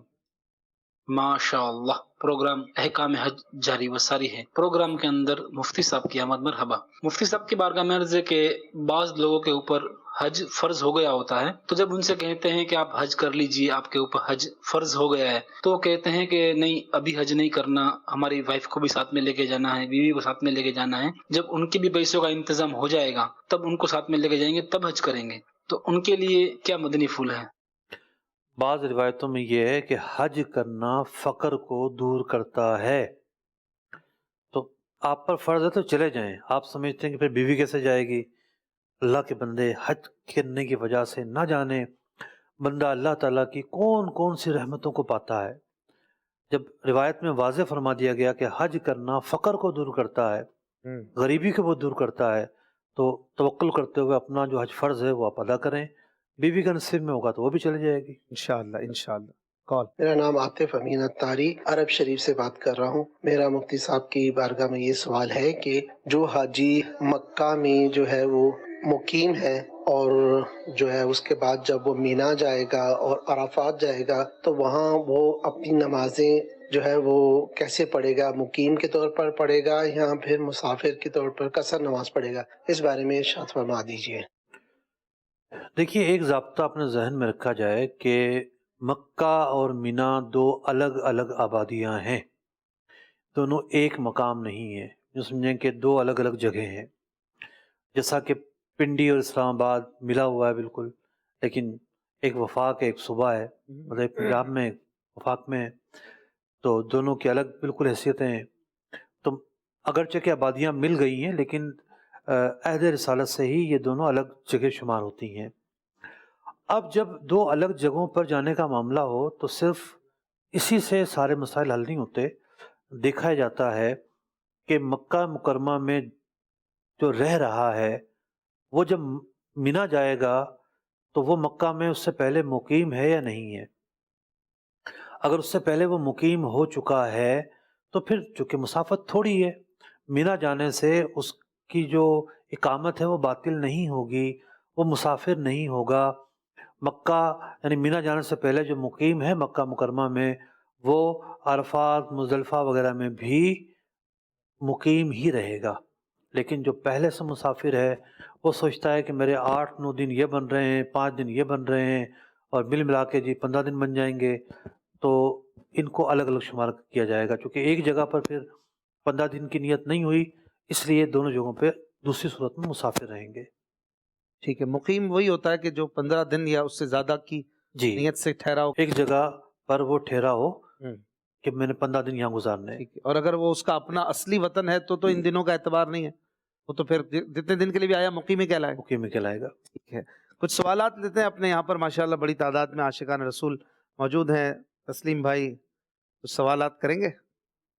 مجلس حج و عمرہ کے ذمہ داران بھی موجود ہیں، یہ چلیں میں 1-2 سوال کر لیتا ہوں، تسلیم بھائی کے ہاتھوں سے تحفہ مل جائے گا انشاءاللہ۔ پھر میں کون بتائے گا طواف میں کتنے چکر ہوتے ہیں؟ تسلیم بھائی مائک لے جائیں اور تحفہ بھی کوئی پیارا سا گفٹ بھی دے دیں، کسی بھی عاشق رسول سے جواب لینے، جلدی جلدی، ٹائم کم ہے تو جواب بھی دینا ہے۔ طواف میں کتنے چکر ہوتے ہیں بھائی؟ گھومتے ہیں تو ایک بار 1 چکر ہو جاتا ہے، تو یہی طواف ہے یا کچھ زیادہ چکر ہوتے ہیں؟ تسلیم بھائی کسی سے بھی لے لیں۔ السلام علیکم ورحمۃ اللہ وبرکاتہ۔ وعلیکم السلام ورحمۃ اللہ وبرکاتہ۔ 7 چکر ہوتے ہیں۔ 7 چکر ہوتے ہیں. آپ کا جواب درست ہے. سبحان اللہ. اچھا ایک سوال میری طرف سے بھی لے لیں. جی مفتی صاحب سوال کریں. استلام کتنے ہوتے ہیں؟ استلام کتنے ہوتے ہیں؟ تسلیم بھائی جواب لیجئے. استلام کتنے ہوتے ہیں؟ استلام یعنی چومنا حجر اسود کو، چاہے اشارے سے یا لبوں سے یا چھڑی سے یا ہاتھوں سے. طواف میں کتنے استلام ہوتے ہیں؟ السلام علیکم ورحمۃ اللہ وبرکاتہ. وعلیکم السلام. میں 3 بار بوسہ دینا ہوتا ہے. 3 بار بوسا ہوتا ہے. ٹوٹل کتنے ہو گئے پھر؟ 3 ہر چکر میں 3 بار ہوا نا، تو 7 7 7 3 مرتبہ ہی ہوتا ہے صرف. ٹوٹل 3 بار. ٹوٹل 3. چلے آپ کا جواب صحیح نہیں ہے. جواب غلط ہو گیا ابھی. ہاں آپ نے اچھی کوشش کی ماشاءاللہ. پیچھے ایک اور ہاتھ اٹھا ہوا ہے تسلیم بھائی، ان سے لے لیں بھائی سے. کھڑے ہو جائیں. السلام علیکم ورحمۃ اللہ وبرکاتہ. وعلیکم السلام ورحمۃ. 8 مرتبہ استلام کریں گے.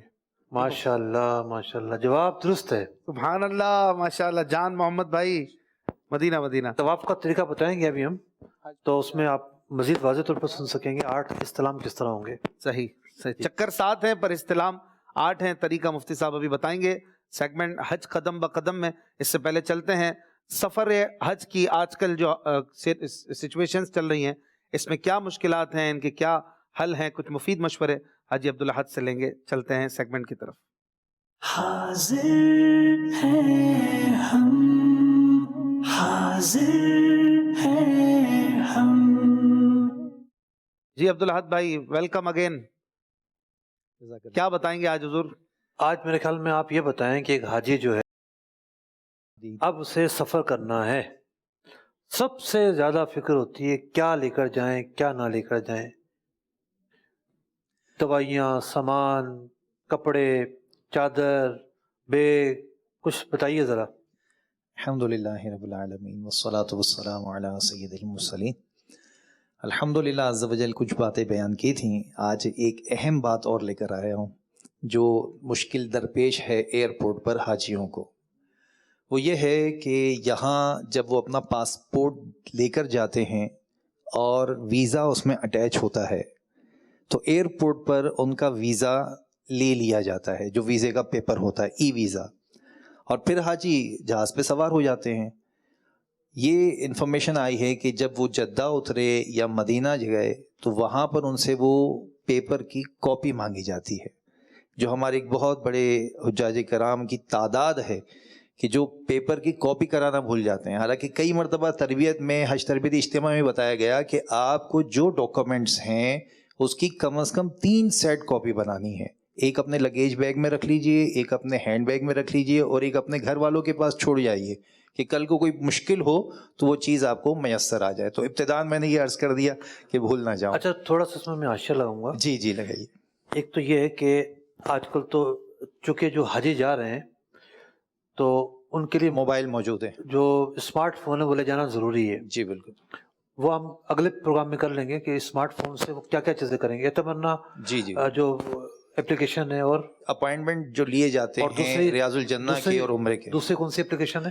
اعتمرنا اور توکلنا، دونوں استعمال کرنی ہے. دونوں میں سے کوئی ایک انسٹال کر لیں. ٹھیک ہے.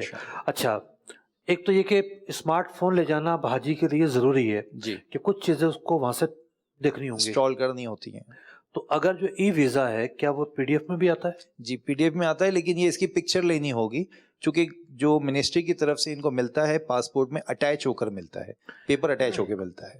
اسٹیکر ویزا ملتا ہے، یعنی الگ سے وہ نہیں ملتا، P D F. P D F الگ سے نہیں ملتا. چلے اگر خود ہی بنا سکتے ہیں اچھے اسکینر سے جو ہے پی ڈی ایف کروا لیں اور موبائل میں سیف ہو جائے تو وہاں جو ہے وہ پی ڈی ایف بھی اسکین ہو جاتی ہے. اچھا بعض اوقات بہت پرابلم آتی ہے اسکین ہونے میں، پاسپورٹ اسکین نہیں ہو رہا ہوتا، بعض اوقات اس طرح چیزیں آتی ہیں.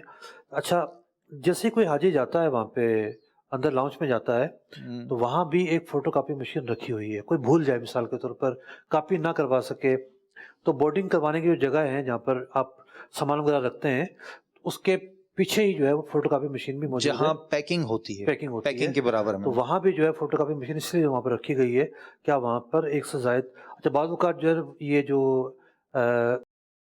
کیا کہتے ہیں ایف آئی اے والے یہ بھی کافی مانگ رہے ہوتے ہیں. جی بالکل ایسا ہے. Immigration بعض اوقات لیتے ہیں لیکن حاجیوں سے نہیں مانگا جا رہا. حاجی سے نہیں مانگا جا رہا. تو حاجی سے جو ہے نا وہاں کے ایئرپورٹ کے لیے مشکل آ رہی ہے. یہاں کراچی یا پاکستان کے ایئرپورٹ پہ نہیں ہے.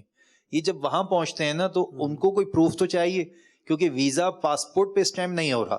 وہ خالی ایگزٹ کی اسٹیمپ لگا کر یہاں سے وہاں پہنچتے ہیں تو وہ ویزا ڈیمانڈ کرتے ہیں. تو ویزے کی کاپی ان کے پاس, پکچر یا کاپی کچھ بھی ہونا چاہیے جس کو وہ چیک کر لیں اور اسکین کر لیں. ایک تو یہ ہے. دوسرا یہ کہ حاجی کو سب سے زیادہ جو یوں سمجھیں گے ٹینشن ہوتا ہے وہ احرام کا ہوتا ہے. اور وہ یہاں سے میرا تجربہ ہے کہ حاجی پیک جاتے ہیں مطلب کسی بھی دکان پر اور احرام خریدتے ہیں, اسے کھولتے تھے نہیں, صرف پنی میں پیک ہوتا ہے, نہ اپنا سائز لیتے ہیں, نہ کھول کر دیکھتے ہیں کہ میری جسامت کے مطابق ہے یا نہیں ہے, لمبا ہے. اگر کوئی جسامت والا شخص ہے تو اس کے لیے تو آزمائش ہوتی ہے. تو بہرحال جب آپ احرام خریدیں اسے کھول کر اچھی طرح چیک کر لیں کہ آیا وہ احرام جو ہے وہ آپ کے سائز پر ہے. پھر ہم یہاں تجربے کے مطابق ایک بات اور عرض کرتے ہیں, کیونکہ گرمی کا موسم ہے نا مفتی صاحب, جی تو ایک پسینے کا بہت زیادہ انفلوئنس ہوگا. تو اگر لٹھے کی چادریں لے لیں گے نا تو وہ پسینے سے لٹھے کی چادریں جسم پر چپک بھی جاتی ہیں اور اس پہ کلف بھی لگا ہوتا ہے, تو بعض اوقات اور پرابلم ہوتی ہے. تو اس میں مشورہ یہ دیتے ہیں کہ باریک تولی کا اچھا دبیز اگر احرام لے لیں گے تو اس سے فائدہ کیا ہوگا کہ یہ جب پسینہ آئے گا تو وہ جذب بھی کرے گا اور بے پردگی بھی نہیں ہوگی. ایک تو احرام کی چادریں. لیکن باریک تولیہ تیمن میں نہیں ملا تو باندھنا بڑا مشکل ہو جاتا ہے. ماشاءاللہ مارکیٹ میں اتنی کوالٹی کے مفتی صاحب آ گئے ہیں, تھوڑا مہنگا ملے گا. ٹھیک ہے, دبیز والا تھوڑا مہنگا ملے گا. ایک تو یہ ہو گیا. دوسرا جس میں آپ نے سامان رکھنا ہے وہ بیگ. آپ اگر ماشاءاللہ 7-8 لاکھ روپے خرچ کر کے سرکاری اسکیم میں, اور پرائیویٹ والے تو 12-15 لاکھ روپے کچھ خرچ کر رہے ہیں, اتنا خرچ کر کے جا رہے ہیں, اور آپ نے بیگ ایسا لیا کہ وہ بیچارہ آپ کے ساتھ چل ہی نہ سکا. یہاں سے ایئرپورٹ تک پہنچے, ایئرپورٹ سے وہ بیلٹ پر آیا, اور جب وہاں کی بیلٹ پر آیا تو اس کا ایک ٹائر نکل گیا. اب آپ بتائیے آپ کے ساتھ کیا پرابلم ہوگی. لہٰذا میں ناظرین کو یہ عرض کروں گا جو عازمین حج جا رہے ہیں, بیگ اچھا اور عمدہ لیجئے, اور ایسا لیجئے کہ آپ کا سامان اس میں محفوظ رہے. ٹریول والوں کے بیگ پر بھی اعتماد نہ کریں نا, ان کا بیگ وہ بھی بعض اوقات گفٹ دیتے ہیں تو وہ ایک گفٹ ہی سمجھے, اس کو تحفہ ہی سمجھے. بالکل صحیح کہہ رہے ہیں. اس کو وہ بالکل ساتھی نہ بنائیں, ایکسٹرا اس میں رکھنا چاہیں تو خاص بیگ کو مضبوط لیں. خاص طور پہ جو کیری کا بیگ ہے نا ٹیبل والوں کا, اب وہ تو ہوتا ہے کپڑے کا بیگ. اب جناب وہ 7-8 کلو سامان جو ہے نا وہ لاد کے کندھے پہ لٹکا کے چل رہے ہیں. اگر وایا فلائٹ ہے تو بہت لمبا چلنا پڑ جاتا ہے. تو ایسا بیگ ہونا چاہیے جس کے ٹائر ہو. آج کل تو وہ بیگ آ رہے ہیں جو کھڑے ہو جاتے ہیں اور 4 ٹائر ہوتے ہیں. وائی فائی والے آ رہے ہیں, آپ کے ساتھ ساتھ خود ہی چلنے لگتا ہے. اچھا, ابھی ہم بہت دور ہیں. ٹھیک ہے, آ چکے ہیں. اس میں یہ ہے مفتی صاحب جیسا آپ فرما رہے ہیں نا, تو مشورہ ہم یہ دیتے ہیں کہ ایک تو لگیج بیگ ہو آپ کا مضبوط, اچھا سا 4 پہیوں والا ہو, مضبوط ہو جائے گا. اور ایک بیگ جو ہے وہ جسے ہینڈ کیری کہتے ہیں, نارملی وہ لیا جاتا ہے. اور ساتھ میں لوگ لٹکانے والے, جیسے آپ نے کہا نا بیگ لے لیتے ہیں مختلف طرح کے یا کارمانوں سے ملتے ہیں, ان کو ہم مشورہ دیتے ہیں کہ اچھے دبیز ہینڈل والے جو کندھے پر نشان نہ ڈالیں, جیسے اسکول بیگ ہوتے ہیں اچھی کوالٹی کے, وہ لے لیں. اسکول بیگ ہی ہونا چاہیے. ہاں, اور وہ دونوں شولڈر پہ آ جاتا ہے. جی بالکل ایسا, اور وزن بھی اتنا نہیں ہوتا, اور پھر وہ آپ کو خاص مینا جاتے ہوئے کام آئیں گے. یہاں تو اتنا نہیں آئے گا اس کا انفلوئنس, لیکن جب آپ مینا جائیں گے, عرفات جائیں گے, مزدلفہ جائیں گے, تو وہ بیگ بڑا کارآمد ہوگا. یہاں ایک مشورہ اور بھی دے دیتا ہوں کہ یہاں سے آپ ڈرائی فروٹ وغیرہ خریدیں گے, فروٹ نہیں ڈرائی فروٹ وغیرہ, تو وہ پاک روپیز میں ملے گا, اور آپ جب وہاں جائیں گے تو ریال میں ملے گا. اچھا, بہت سے لوگ چھالیاں کھانے کے, مختلف چیزیں کھانے کے عادی ہوتے ہیں, کچھ نہ کچھ ان کو منہ میں چاہیے ہوتا ہے. تو ایسے لوگوں کو میں مشورہ دیتا ہوں تھوڑا سا ڈرائی فروٹ اپنے ساتھ رکھ لیں. کچھ کھانے کا ارادہ ہو تو ڈرائی فروٹ میں سے کچھ تھوڑا تھوڑا لیتے رہیں, تاکہ آپ کی یہ جو ریکوائرمنٹ ہے یہ بھی پوری ہو جائے. اور احرام میں تو چھالیاں ویسے بھی نہیں کھا سکتے. احرام میں تو پھر خوشبو والی چھالیاں اور پتہ نہیں کون کون سے مسائل ہیں, وہ اپنی جگہ پر آپ بیان کریں گے. اچھا, ایک چیز اور بھی ہے کہ آپ یہاں سے الیکٹرک کیٹل لے جائیں, کہ آپ کو جب کبھی بھی چائے پینے کا دل ہو, کہوہ پینے کا دل ہو, یا پھر اگر آپ پاؤچ بنا کر جیسے چکن وغیرہ اپنے گھر سے پکا کر لے گئے کہ جناب مجھے وہ پاؤچ اپنے ساتھ لے کے جانا ہے, میں وہی کھاؤں گا, تو ایسی صورت میں وہ کیٹل کے اندر پاؤچ ڈال کر پانی ڈال کر آپ گرم کر سکتے ہیں، آپ کو چولہے کی کسی چیز کی حاجت نہیں پڑے گی۔ اچھا، الیکٹرک کیٹل میں بھی عبداللہ بھائی یہ ہے کہ ضروری نہیں کہ اتنی بڑی کیٹل لے کے جائے، چھوٹی سی آج کل تو 3 کپ کی بھی مل جاتی ہے، بالکل ایسے ہی ٹھیک ایسے ہے۔ ہی ہے۔ ہاں، اگر آپ کے قافلے کے لوگ بڑے ہیں اور کسی 1-2 نے لے لی تو کافی ہے میرے خیال بس میں۔ 2 کیٹل انف ہیں، ایک اگر 8 افراد کا قافلہ ہے تو 2 کیٹل انف ہے ان کے لیے۔ صحیح۔ مزید اس میں ایک آئرن ساتھ رکھ لیں، چھوٹی آئرن، وہاں آپ کپڑے استری کے لیے دیں گے تو 5 ریال پر سوٹ ہوگا، کپڑے دھونے کے لیے دیں گے تو 10 ریال پر سوٹ ہو جائے گا۔ اگر آپ خود دھو لیں گے اور استری آپ کے پاس ہوگی تو آپ کو آسانی رہے گی۔ تیسری مزید بات یہ 10 ریال کا مطلب کتنے بنے پاکستانی؟ پاکستانی 55 روپے ہو گئے، 550 روپے، 550 روپے۔ تو اب اس میں ایک چیز اور بھی عرض کرتا ہوں کہ بہت سے لوگ کہتے ہیں یار ہم کتنے سوٹ لے جائیں۔ دیکھیں آپ کے پاس جو استعمال شدہ ہیں وہ تو آپ جتنے بھی لے جائیں، لیکن میں مشورہ دیا کرتا ہوں کہ آپ حج تمتع کرنے اگر جا رہے ہیں تو یہاں سے جا کر عمرہ کریں تو ایک نیا لباس آپ کا ماشاءاللہ ہو، پھر آپ حج کریں تو ایک نیا لباس آپ کا ہو، اور جب دربار رسالت میں مدینے پہنچ جائیں اور جب حاضری دربار رسالت کے لیے جائیں تو ایک نیا لباس ہو۔ تو 3 نئے لباس تو مشورتاً ہیں میرے، پھر جیسے آپ چاہیں ویسا کر لیں انشاءاللہ۔ اسی کے ساتھ ساتھ مزید اور تھوڑا سا آگے بڑھتے ہیں تو لیکن میرے چٹائی، میرے جو تجربات رہے ہیں، بے شک آپ وہاں جا کر دھلوا لیں سوٹ، بالکل ایسا خود دھو سکتے ہیں تو خود دھو لیں، لیکن یہ نہیں ہے کہ آپ 40 دن کے لیے جا رہے ہیں تو 40 سوٹ آپ نے رکھ لیے، اتنا بوجھ نہ بنائیں، پیچھے جگہ کیا بچے گی، مجھے کیسے لے کر آئیں گے آپ؟ اور وہاں پہ میلے اتنی جلدی نہیں ہوتے کپڑے، وہاں کی جو آب و ہوا میں پالیوشن بہت کم ہے، ایسا ہی ہے۔ تو 2-2 3-3 دن بھی چل جاتے ہیں، اور پھر کنٹینیو ایئر کنڈیشن ماحول ہوتا ہے، تو اس میں بھی جو ہے نا پسینہ صرف روڈ پر ہی آ رہا ہوتا ہے۔ جی صحیح۔ اب مزید اس میں یہ ہے کہ آپ کے وہاں پر جو ایام ہیں اس کو جب آپ گزاریں گے اور مینا، مزدلفہ، عرفات جائیں گے تو ایک چٹائی جو ہے اس کی ضرورت پڑتی ہے، لوگ نارمل طور پر لیتے نہیں ہیں، اور پھر وہاں جب خاص طور پہ مزدلفہ پہنچتے ہیں تو ان کے لیے آزمائش ہوتی ہے، تو وہ ایک چٹائی اپنے اس بیگ میں چھوٹی سی ڈال دیں گے، فولڈ ہو کر آتی ہے، فولڈنگ چٹائی آتی ہے، وہ ڈال دیں گے تو وہ انشاءاللہ مزدلفہ کے اس وقوف کے وقت جب انہوں نے نماز پڑھنی ہو، آرام کرنا ہو تو وہ بڑا کارآمد رہتا ہے ان کے لیے۔ تو یہ چند باتیں میں نے عرض کی، مزید بھی بہت ساری ہیں انشاءاللہ۔ اچھا، اس میں ایک چیز مفتی صاحب یہ بھی دیکھا میں نے کہ بعض لوگ ہینڈ کیری میں نا، کچھ گرمی کا سیزن بھی ہے تو کچھ لکوڈ لے لیتے ہیں، کولڈ ڈرنکس لے لی 1.5 لیٹر 2.5 لیٹر والی، کچھ دودھ پینے کے عادی ہمارے گاؤں دیہات کے بھی لوگ ہوتے ہیں، تو وہ ہینڈ کیری میں یہ رول یاد رکھیں کہ انٹرنیشنل ایویشن رولز کے مطابق 100 ml سے زیادہ لکوڈ آپ ہینڈ کیری میں نہیں لے جا سکتے۔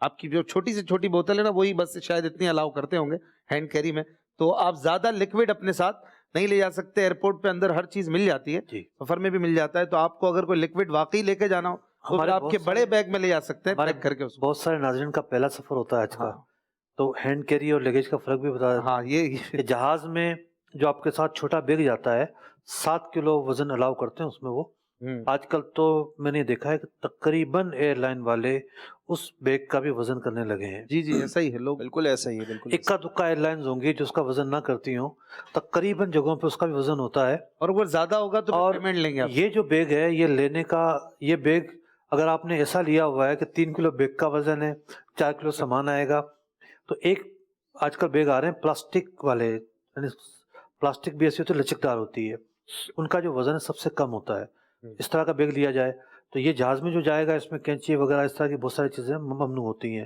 ایک بیگ وہ ہوتا ہے جو آپ بورڈنگ کے وقت حوالے کر دیتے ہیں، وہ لیگیج کہلاتا ہے۔ صحیح، اس میں یہ ہے کہ جو چیزیں آپ رکھنا چاہیں اس کی اجازت ہوتی ہے، جو قانونی طور پر منع نہ ہو۔ 2 چیزیں اور مفتی صاحب عرض کروں گا، ایک تو یہ جو وہ بیلٹ پہنتے ہیں نا احرام کی حالت میں، وہ بھی بیلٹ بعض لوگ جو ہے ایسا لیتے ہیں جس میں وہ سوئیاں نکلی ہوئی ہوتی ہیں، کلپ بغیر کے بیلٹ ہوتے ہیں، تو ہوتا یہ ہے کہ وہ کھول بند کرنے میں ان کے ہاتھ میں زخم ہو جاتا ہے، تو ہم کلپ والا بیلٹ سجیسٹ کرتے ہیں۔ اور ایک بوٹل جیسے کہا نا اشفاق بھائی نے، تو وہ پانی کی تو ایک بوٹل ہوتی ہے، لیکن ایک بوٹل اپنے ساتھ وہ رکھیں، ماشاءاللہ امیر سنت کی تربیت ہے کہ وہ آپ کو کام آتی ہے، کہیں بھی آپ نے جانا ہے، کہیں بھی جانا ہے اپنے ساتھ زمزم شریف بھر کے لے جائیں۔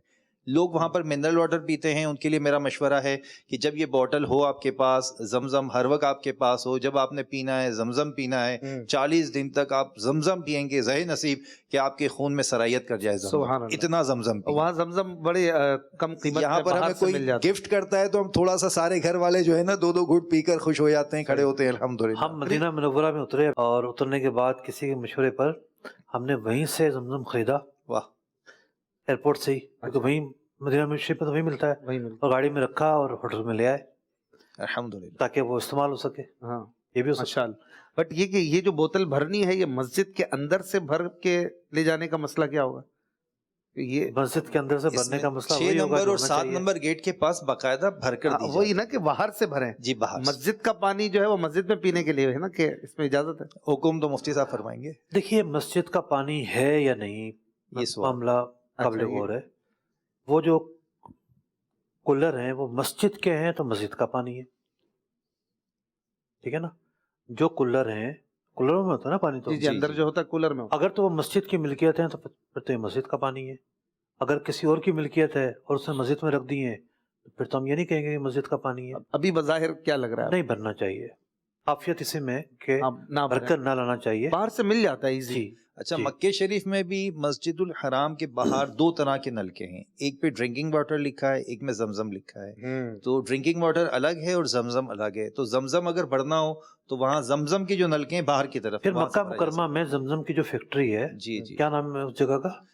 खुदाई पे है। खुदाई पे। जी खुदाई। खुदाई पे तो वहाँ पूरा एक बना हुआ निज़ाम है है माशाअल्लाह। निज़ाम। वहाँ आप जाएंगे, पासपोर्ट दिखाएंगे, जितनी इजाजत होती है वो आपको बोतल दे एक देंगे पासपोर्ट पे 2 बोतलें 5.5 लीटर वाली एक वक्त में ना, एक वक्त में, और वो एक हाजी को एक ही वक्त में मिलती हैं, बाद में नहीं मिलती। हाजी को नहीं मिलती। वैसे ये आजकल नॉर्मल वहाँ शॉप्स पे मिलने लगी हैं आपको, वो 10-12 रियाल में 14-15 रियाल का आराम से 12-15 रियाल में मिल जाती है। आप पूरा दिन 2-3 दिन चल जाती है। काफिले चल रहे हैं मदीने की तरफ। कलाम में आला हजरत के एक दो शेर सुभान अल्लाह। पेश करता हूँ। काफिले ने सुए तैबा कमराई की, काफिले ने सुए तैबा कमराई की, काफिले ने सुए तैबा कमराई की, मुश्किलां सानैलानी मेरी तन्हाई की, मुश्किलां सानैलानी मेरी तन्हाई की, लाज रख ली तमाए अफ़्व के सौदाई की, लाज रख ली तमाए अफ़्व के सौदाई की, ऐ मैं कुर्बान मेरे आका बड़ी आकाई,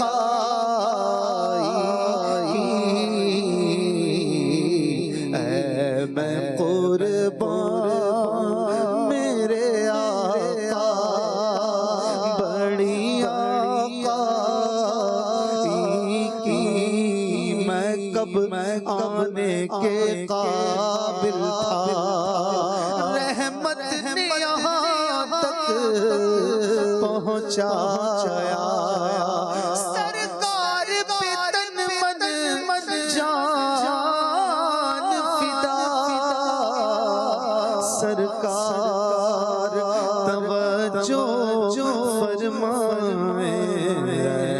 मैं कुर्बान मेरे आका बड़ी आकाई की, ऐ मैं कुर्बान मेरे आका बड़ी आकाई की, तंग ठहरी है रज़ा जिसके लिए वुसअत अर्श, तंग ठहरी है रज़ा जिसके लिए वुसअत अर्श, जगह دل میں ہے اس جلوائے ہر جائی، بس جگہ دل میں ہے اس جلوائے ہر جائی، قافلے نے سوئے طیبہ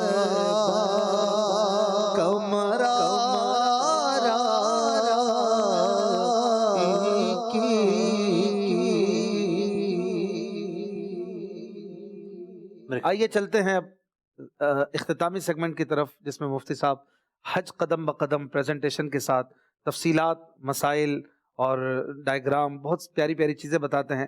توجہ کے ساتھ، بالخصوص حجاج کرام کو یہ سننا بڑا مفید ہوگا۔ صلو علی الحبیب صلی اللہ علی محمد۔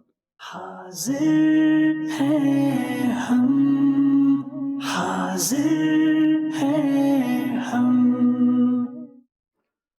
محترم ناظرین کرام، سب سے پہلے تو میں آؤں گا طواف کا طریقہ، اس کی جو 3D ہے اس کی طرف، کہ جو طواف کا طریقہ ہے وہ کیا ہوگا۔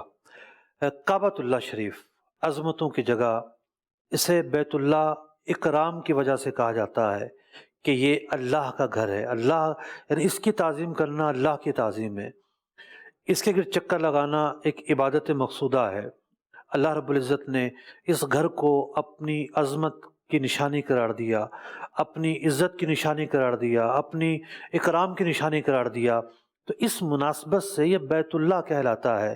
ایسا نہیں ہے کہ اللہ تعالیٰ کوئی رہتا ہے یہاں پر، تو 4 دیواری ہے اور اندر سے خالی ہے بظاہر، لیکن یہ اللہ کی رحمتوں کی جگہ ہے، اللہ کی رحمتوں کا ٹھکانہ ہے۔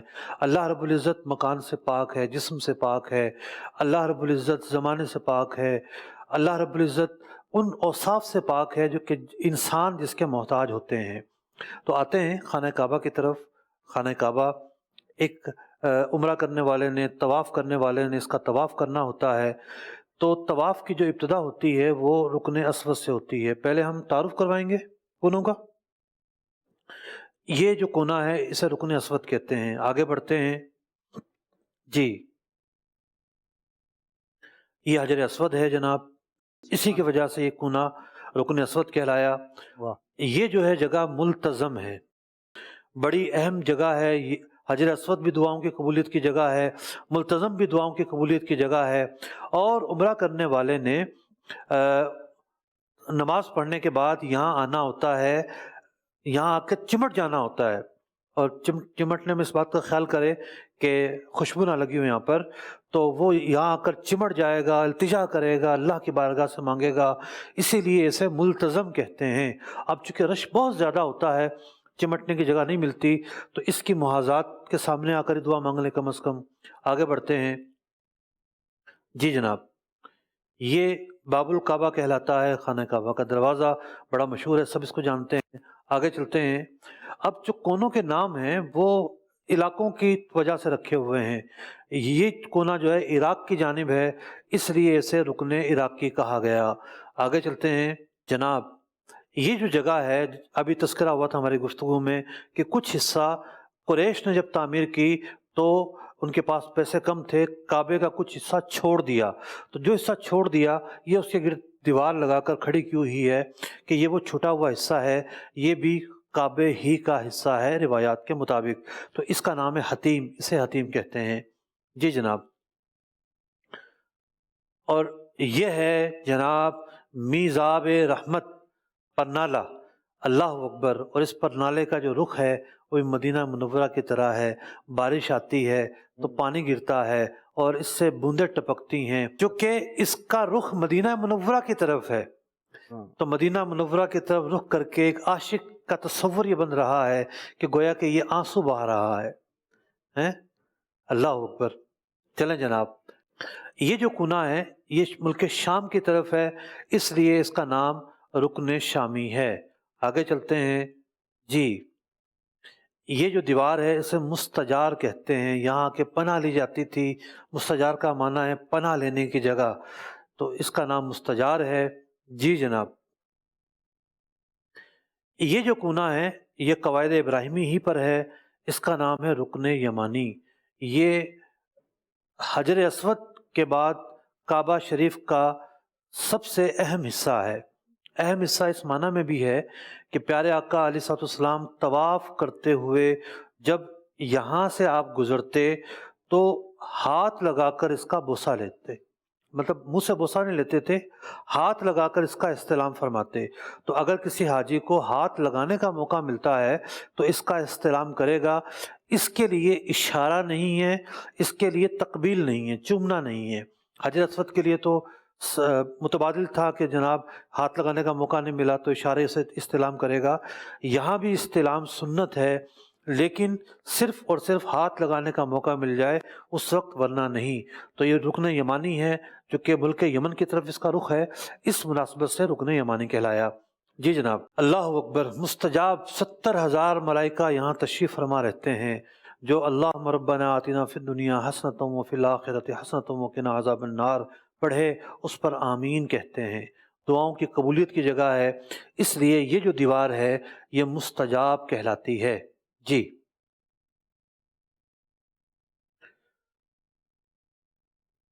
یہ جو جگہ ہے یہ ہے وہ مبارک پتھر حضرت ابراہیم علیہ السلام جس پر کھڑے ہو کر خانہ کعبہ کی تعمیر کرتے تھے، کیونکہ دیواریں جب اونچی ہو گئیں تو اوپر کیسے جائیں۔ پتھر ایک لفٹ بن جاتا تھا، وہ اوپر لے کر جاتا تھا، نیچے لے کر آتا تھا۔ اس پتھر پر آپ کے مبارک قدموں کے نشان جم گئے۔ آپ کے جو مبارک قدموں کے نشان جم گئے تو یہ آپ کے مبارک قدموں کے نشان والا پتھر آج خانہ کعبہ کے سامنے رکھا ہوا ہے۔ قرآن نے اس کا تذکرہ کیا ہے، وَاتَّخِذُوا مِن مَّقَامِ إِبْرَاهِيمَ مُصَلًّى، اس جگہ نماز کی جگہ بناؤ۔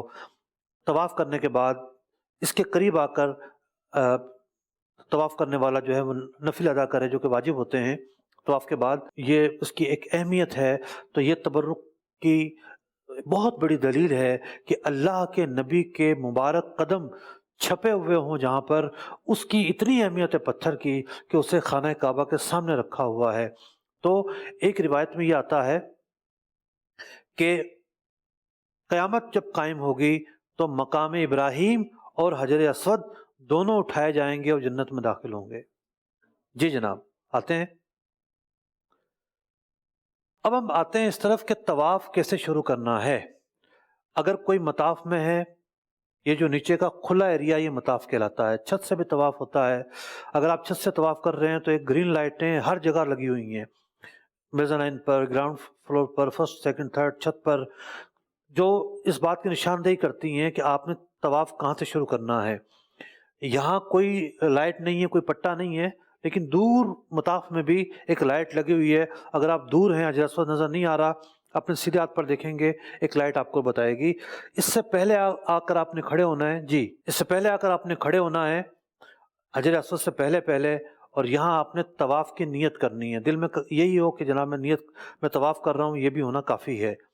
یہاں جناب ایک حاجی آیا، اس نے نیت کی، عربی الفاظ پڑھ سکتا ہے تو عربی الفاظ پڑھ لے، اللہم انی ارید طواف بیتک الحرام فیسرہ لی وتقبلہ منی، اے اللہ میں طواف کی نیت کرتا ہوں بیت الحرام کے گرد، آسان فرما اور قبول فرما۔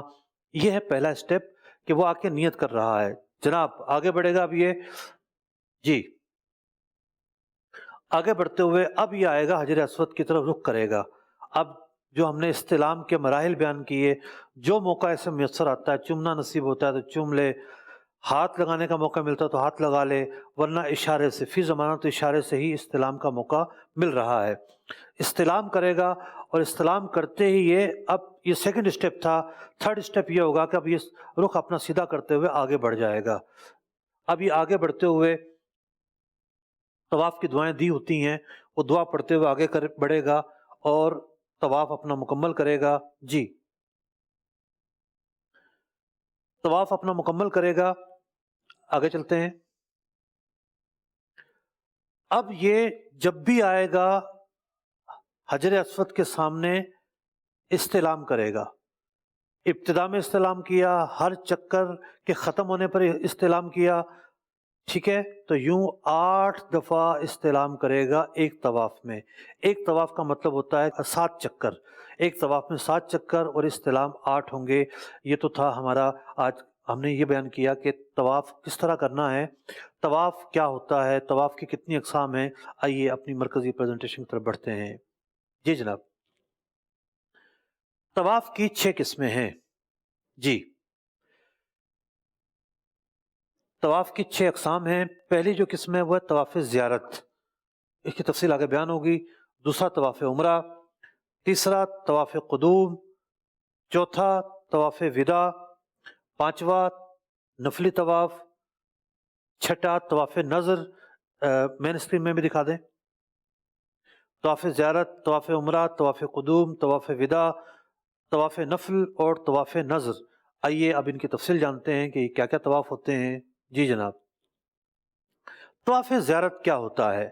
یہ حج کے بعد دوسرا اہم ترین فرض ہے۔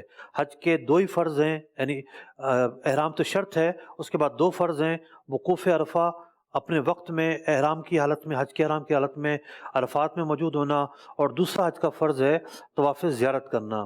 کب ہوتا ہے طواف؟ 10 ذو الحجہ کی طلوع فجر کے بعد، یعنی جب وقوف عرفہ ہو گیا اس کے بعد 10 ذو الحجہ کی طلوع فجر کے بعد کسی بھی وقت طواف زیارت کی ادائیگی ہو سکتی ہے۔ یہ پہلا نقطہ تھا۔ دوسرا نقطہ کیا ہے ہمارا؟ طواف زیارت کے لیے احرام ضروری نہیں ہے۔ طواف زیارت جو ہے وہ سادے لباس میں بھی ہو سکتا ہے۔ کسی نے بالفرض احرام نہیں کھول پایا، اس کی قربانی نہیں ہوئی تھی، وہ طواف کرنے آ گیا ہے، تو وہ احرام کی حالت میں بھی آ جائے، کوئی ایشو نہیں ہے۔ جی، طواف زیارت کے لیے واجب یہ ہے کہ ایام نہر کے اندر اندر طواف کیا جائے، یعنی جو قربانی کے دن ہوں گے 10واں 11واں 12ویں کی مغرب سے پہلے پہلے طواف کیا جائے، یہ واجب ہے۔ بالفرض اس وقت میں نہیں کیا تو یہ طواف ذمے پر باقی رہے گا، ساری عمر باقی رہے گا، ورنہ بندہ احرام سے مکمل طور پر باہر نہیں ہوگا۔ حلق کروا کے احرام کی پابندیاں تو ختم ہو گئیں، لیکن طواف زیارت نہیں کیا تو بیویاں حلال نہیں ہوں گی، یہ بھی احرام کا ایک حصے کے طور پر باقی رہے گا۔ جناب آگے بڑھتے ہیں۔ طواف کی دوسری قسم کون سی ہے؟ یہ ہے طواف عمرہ۔ عمرے کا طواف جو ہے عمرے کا رکن ہوتا ہے۔ عمرے میں 4 چیزیں لازمی ہیں، ویسے تو عمرے میں کئی چیزیں ہیں، لیکن جو لازمی چیزیں ہیں، کمپلسری جو چیزیں ہیں وہ 4 ہیں۔ یہ دیکھتے ہیں پہلی چیز کون سی ہے؟ احرام، یہ شرط ہے کہ آپ حالت احرام میں عمرہ کریں۔ جی، دوسری جو چیز ہے طواف کرنا، یہ عمرے کا رکن ہے۔ جی، سعی، یہ عمرے کا واجب ہے۔ نمبر چوتھی جو چیز ہے حلق یا تقصیر کرنا، یعنی یا تو تقصیر کیے جائیں، ایک پورا جو بال ہے آپ کے سر کی چوتھائی کا، کم از کم چوتھائی کا یہ لے لیا جائے۔ سنت یہ ہے کہ پورے سر کی تقصیر ہو۔ جو اسلامی بہنیں وہ صرف تقصیر کریں گی، اپنے بالوں کا ایک پورا جو ہے وہ مجموعی بالوں کا لیں، یہ ان کے لیے بھی سنت ہے۔ اور مرد کے لیے حلق افضل ہے، تو حلق یا تقصیر کے ذریعے احرام سے باہر آتا ہے بندہ۔ ہم نے آج ایک احرام سے باہر آنے کا طریقہ سنا، حضرت عائشہ رضی اللہ تعالیٰ عنہ کے ساتھ جو معاملہ پیش آیا، وہ طریقہ صرف یہیں کے لیے خاص ہے۔ آج بھی کوئی خاتون احرام کی حالت میں آتی ہے اور ایسا معاملہ پیش آتا ہے، اسے حج پر جانا ہے، تو وہ یہی طریقہ اپنائیں گی، ورنہ احرام سے باہر آنے کا جو اصل طریقہ ہے وہ یہ نہیں ہے۔ اصل طریقہ ہے، دوسرا جو طریقہ ہے، 3 طریقے ہیں۔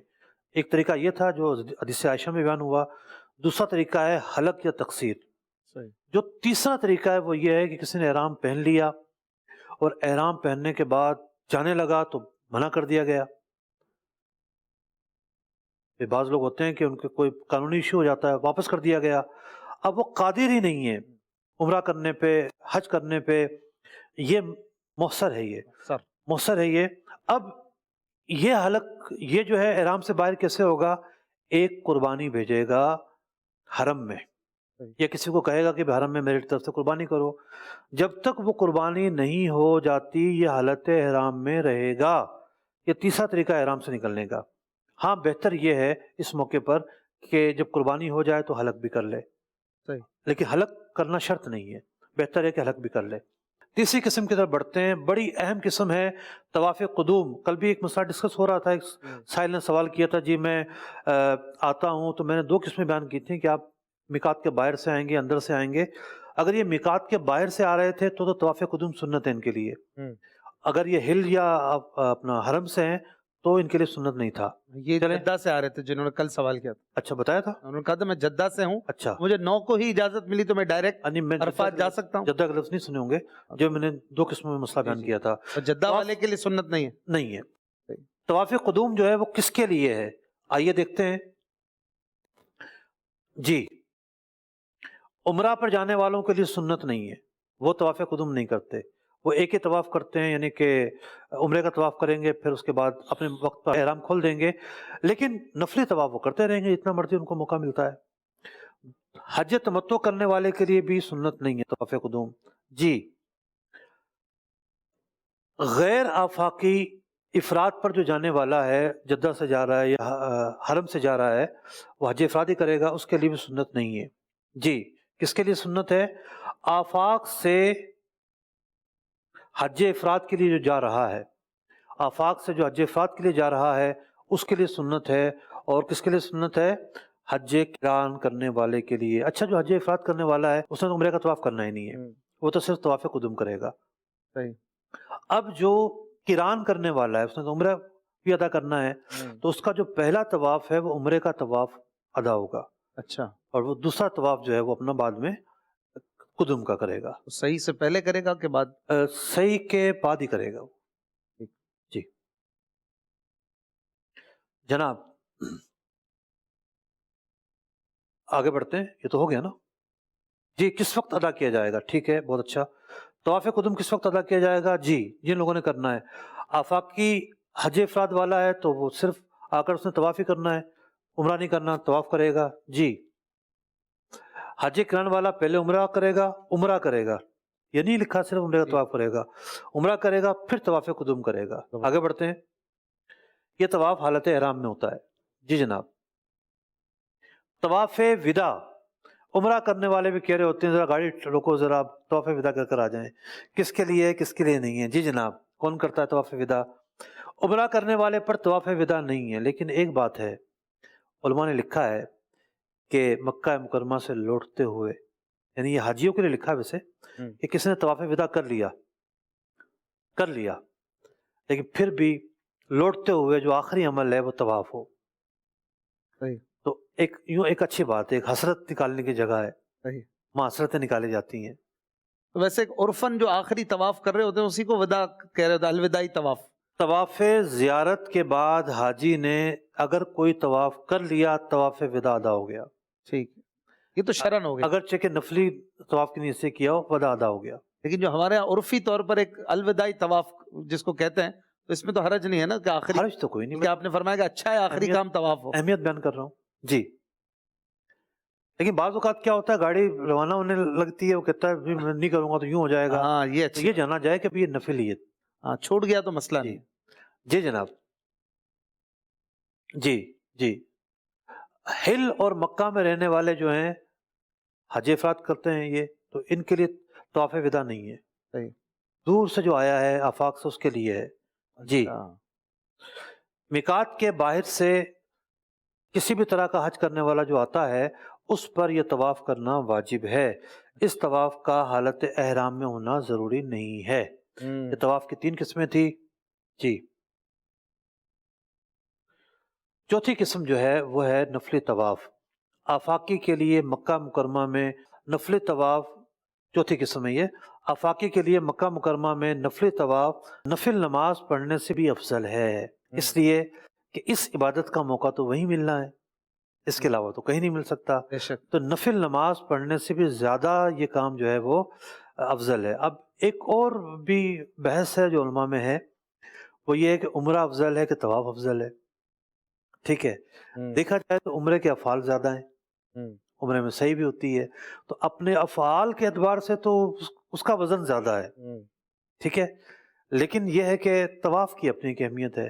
اچھا, یہ یاد رہے کہ جب بھی طواف کریں گے آپ, وہ نفل طواف ہو, طواف وداع ہو, طواف زیارت ہو, عمرے کا طواف ہو, 2 رکعت پڑھنا واجب ہو جائے گا.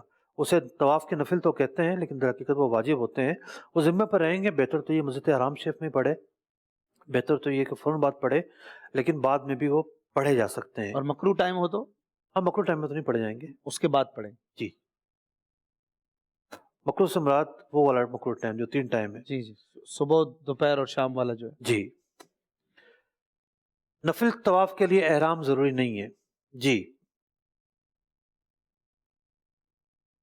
وہ ایک لطیفہ کہیں چٹکلا کہہ لیتے ہیں، عبدالحبیب بھائی نے بیان کیا تھا. ایک بابا جی کو کسی نے کہا کہ بھئی جو لوگ وہاں کر رہے ہیں آپ بھی کرتے رہیے گا.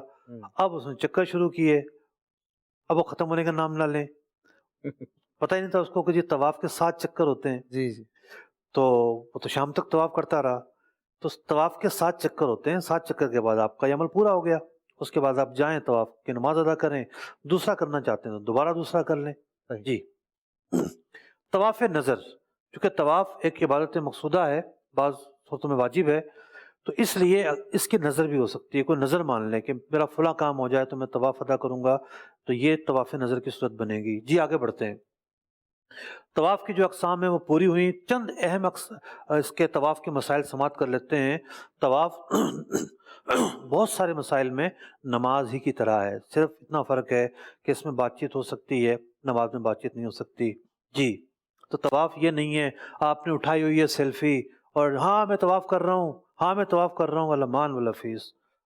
اشفاق بھائی ایسے بھیانک مناظر پر نگاہیں پڑتی ہیں. مطلب وہ اس نے اسٹک اٹھائی ہوئی ہے، وہاں ایک خاتون بیٹھی ہے، خاتون سوچ رہی ہے میں تو کمرے میں بیٹھی ہوں، نہ دوپٹہ نہ کچھ اور، ٹھیک ہے. اسے کیا پتا پورا جان کی ویڈیو دیکھ رہا ہے. اللہ اللہ. مطلب ایک اچانک نگاہ تو پڑ جاتی ہے. اچھا پھر اسپیکر پر آوازیں آ رہی ہیں، لوگوں کے اعمال جو ہیں ڈسٹرب ہو رہے ہیں.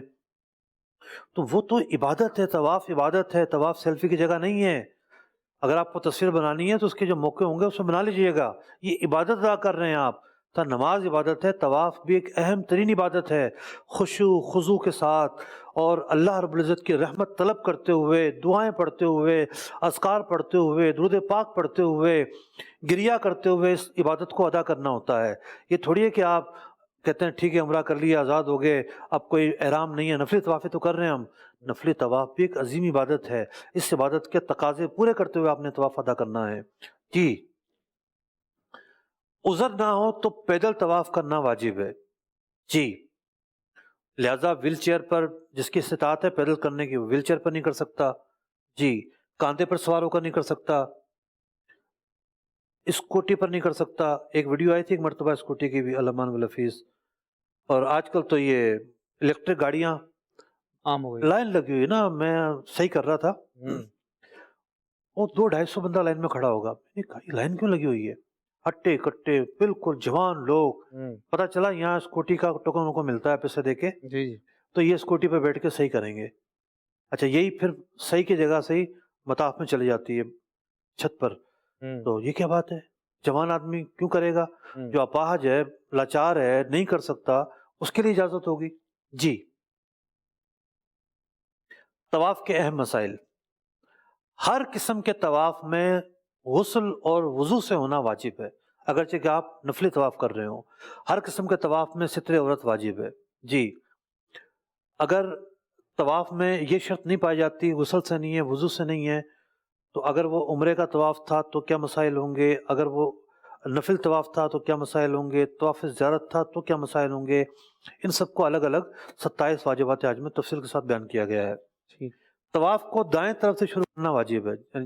ہم حجر اسود سے شروع کر کے کعبے کی طرف بڑھ رہے ہوتے ہیں، باب کعبہ کی طرف، تو یہ دائیں طرف سے شروع کرنا، ایسا نہیں کوئی اپوزٹ جائے.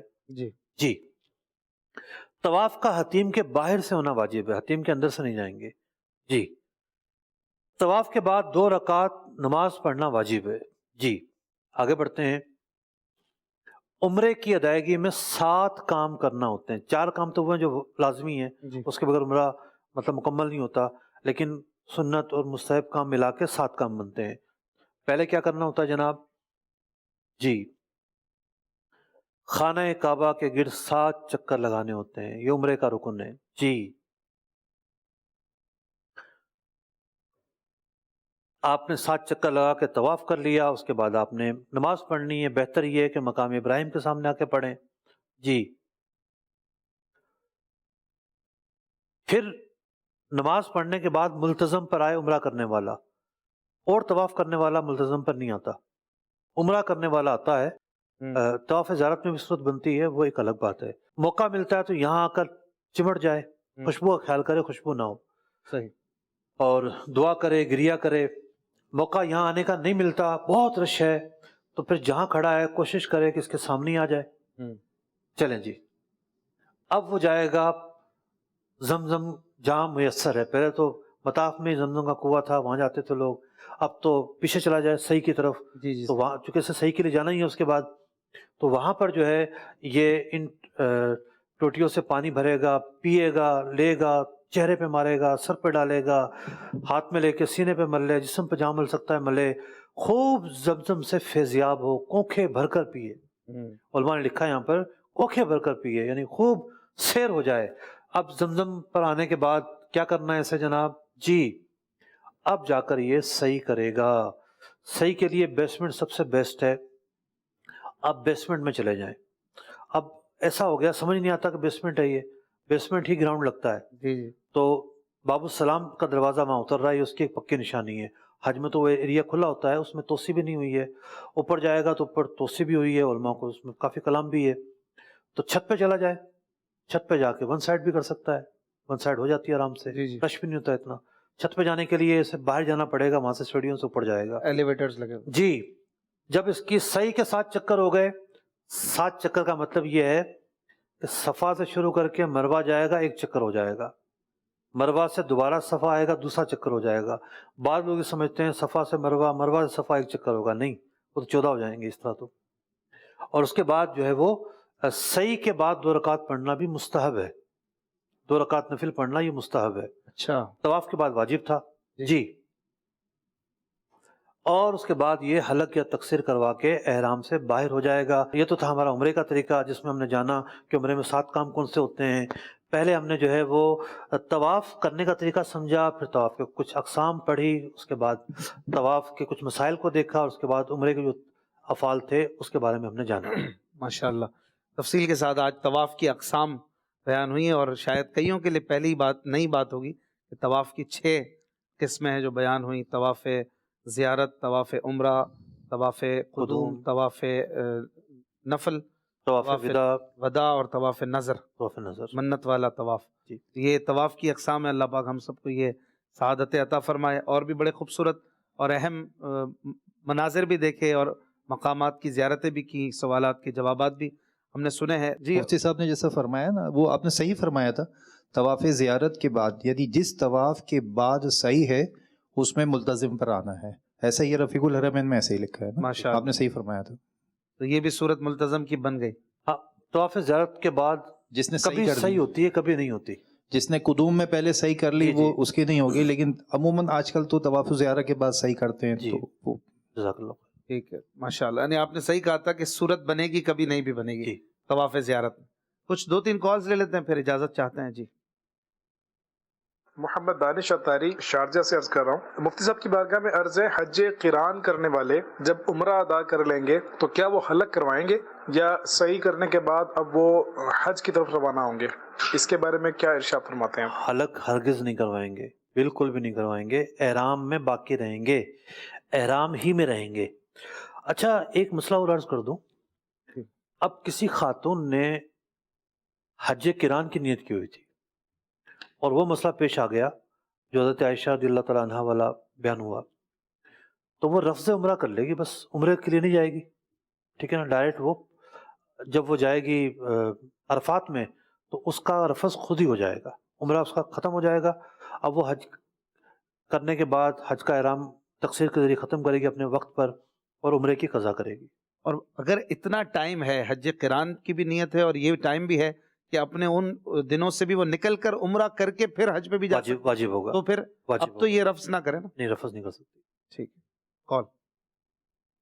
احکام حج سلسلے میں مفتی علیہ کرتب آپ سے میرا یہ سوال ہے، جس کا پہلا حج ہو وہ قربانی سے پہلے حلق کروا لیتا ہے غلطی سے، اور وہ حلق بھی غلطی سے ہو جاتا ہے، اس کے لیے دم واجب ہوگا یا نہیں؟ اس بارے میں شرعی رہنمائی فرمائے. دم تو واجب ہوگا، ترتیب واجب ہے. پہلے جو ہے وہ رمی ہے، پھر قربانی ہے، اور اس کے بعد جو ہے حلق ہے. یہ ترتیب جو ہے وہ واجب ہے. ٹھیک, ایک آخری کال دیتا. مفتی صاحب سے میرا سوال یہ ہے, حج صرف 5 دن کا ہے, حاجی 40 دن پہلے چلے جاتے ہیں, اس کی کیا وجہ ہے؟ اور جب حاجی ایک مقام پر 15 دن سے زیادہ رہے گا, وہ مقیم ہو جائے گا, کیا اسے پوری نمازیں پڑھنی ہوگی؟ اور مقیم جو حاجی ہے اس پر 2 قربانیاں دینی ہوگی یا 1 قربانی کرنی ہوگی؟ اس کے بارے میں شرعی رہنمائی فرما دیجیے. اچھا اشفاق بھائی, کچھ سوال ایسے ہوتے ہیں ہر زمانے میں جو کتابوں میں لکھے ہوئے نہیں ہوتے. 40 دن کیوں ٹھہرتے ہیں؟ کتابوں میں جواب کیسے ملے گا؟ تبھی تو آپ کے پاس آئے. نہیں, پہلے تو ٹھہرتے نہیں تھے لوگ 40 دن. پہلے تو حج کے لیے جاتے تھے 2-3 سال ٹھہرتے تھے, 2-3 سال ٹھہرتے تھے. اچھا, ٹھیک ہے نا. یعنی علماء جو تھے خاص طور پر, جیسے ملا جیون علیہ رحمہ کا میں پڑھ رہا تھا, حج کرنے کے لیے گئے تو 3-4 سال وہیں ٹھہرے رہے. ٹھیک ہے, اس کے بعد واپس آئے. تو یہ ایک انتظامی معاملہ ہے. 40 دن کا سرکل یوں ہوتا ہے کہ فلائٹیں پہلے لے کے جاتی ہیں, پھر وہی فلائٹیں لے کر آتی ہیں. ہوائی جہاز میں تو 200 بندے آتے ہیں, 400-700 بندے آتے ہیں بس. تو یوں لوگوں کا ایک پورا سرکل چلانے کے لیے تھوڑا سا لمبا پیریڈ رکھا جاتا ہے. اور تڑپنے والے, مچلنے والے, حسرتیں بھرنے والے ایک بڑی تعداد وہ ہوتی ہے, زندگی میں ایک ہی دفعہ موقع ملتا ہے. تو انہیں اللہ کی رحمت نے یہ موقع دیا ہے کہ وہ زیادہ دیر ٹھہریں, خوب وہاں کی فضاؤں سے جو ہے وہ لطف اندوز ہوں, خوب برکتیں پائیں. صحیح. اسی طرح مکے میں بھی اور مدینے میں بھی 40 نمازیں پڑھنا, یہ بھی عوام سمجھتی ہے کہ لازمی ہے, تو کیا اس کی حقیقت؟ فضیلت ہے, ایک فضیلت ہے مدینہ منورہ کے متعلق, مسجد نبوی کے متعلق 40 نماز پڑھنے کی, تو اس کو بہرحال حاصل کرنا چاہیے. لیکن یہ لازمی ہے؟ لازمی تو نہیں ہے, لیکن فضیلت کا موقع ملا ہے تو حاصل کرے. آج کل تو جتنا 7 دن 6 دن, اب جو 21 دن 18 دن والے پیکج میں جاتے ہیں ان کو تو یہ ملتا ہی نہیں ہے موقع. کم ملتا ہے. 8 والوں کو بعض اوقات آنے جانے کو اگر دیکھیں تو 7 دن ہی ملتے ہیں. بالکل. پھر اس میں بھی زیارتوں کے لیے جا رہے ہیں, کبھی کسی مسجد میں, کبھی کسی مسجد میں, تو وہ پریشان ہو جاتے ہیں کہ اب ہمارا بنے گا کیا. تو پریشان نہ ہو نا. اپنی زندگی کے اندر اگر فارمولے کو آپ ذہن میں رکھیں گے کہ نفل کی ادائیگی کی جو کوشش ہے بہت مستحسن ہے. یعنی بعض نفل چیزیں ایسی ہیں کہ وہ چابی کی حیثیت رکھتی ہیں. آپ کی زندگی کی یہ جو مشکلات ہیں وہ یہاں سے حل ہونی ہیں. واہ. ان کے پیچھے دوڑیں, کوشش کریں اپنانے کی, لیکن کبھی نکل جاتی ہیں تو پھر ملال نہ کریں. ملال سے مراد یہ ہے کہ پتہ چلا کہ فرض پڑھنے کے لیے کھڑے ہوئے اور نفل کا خیال آ رہا ہے. صحیح. ٹھیک ہے, تو ایک حسرت تھی وہ جانی چاہیے, لیکن پورے سفر حج میں تشویش سے بچنا ہے, ملال سے بچنا ہے کہ دل کا جو خیال اور توجہ ہے یہ چیز نہ لے لے, یہ چیز نہ لے لے, یہ چیز نہ لے لے.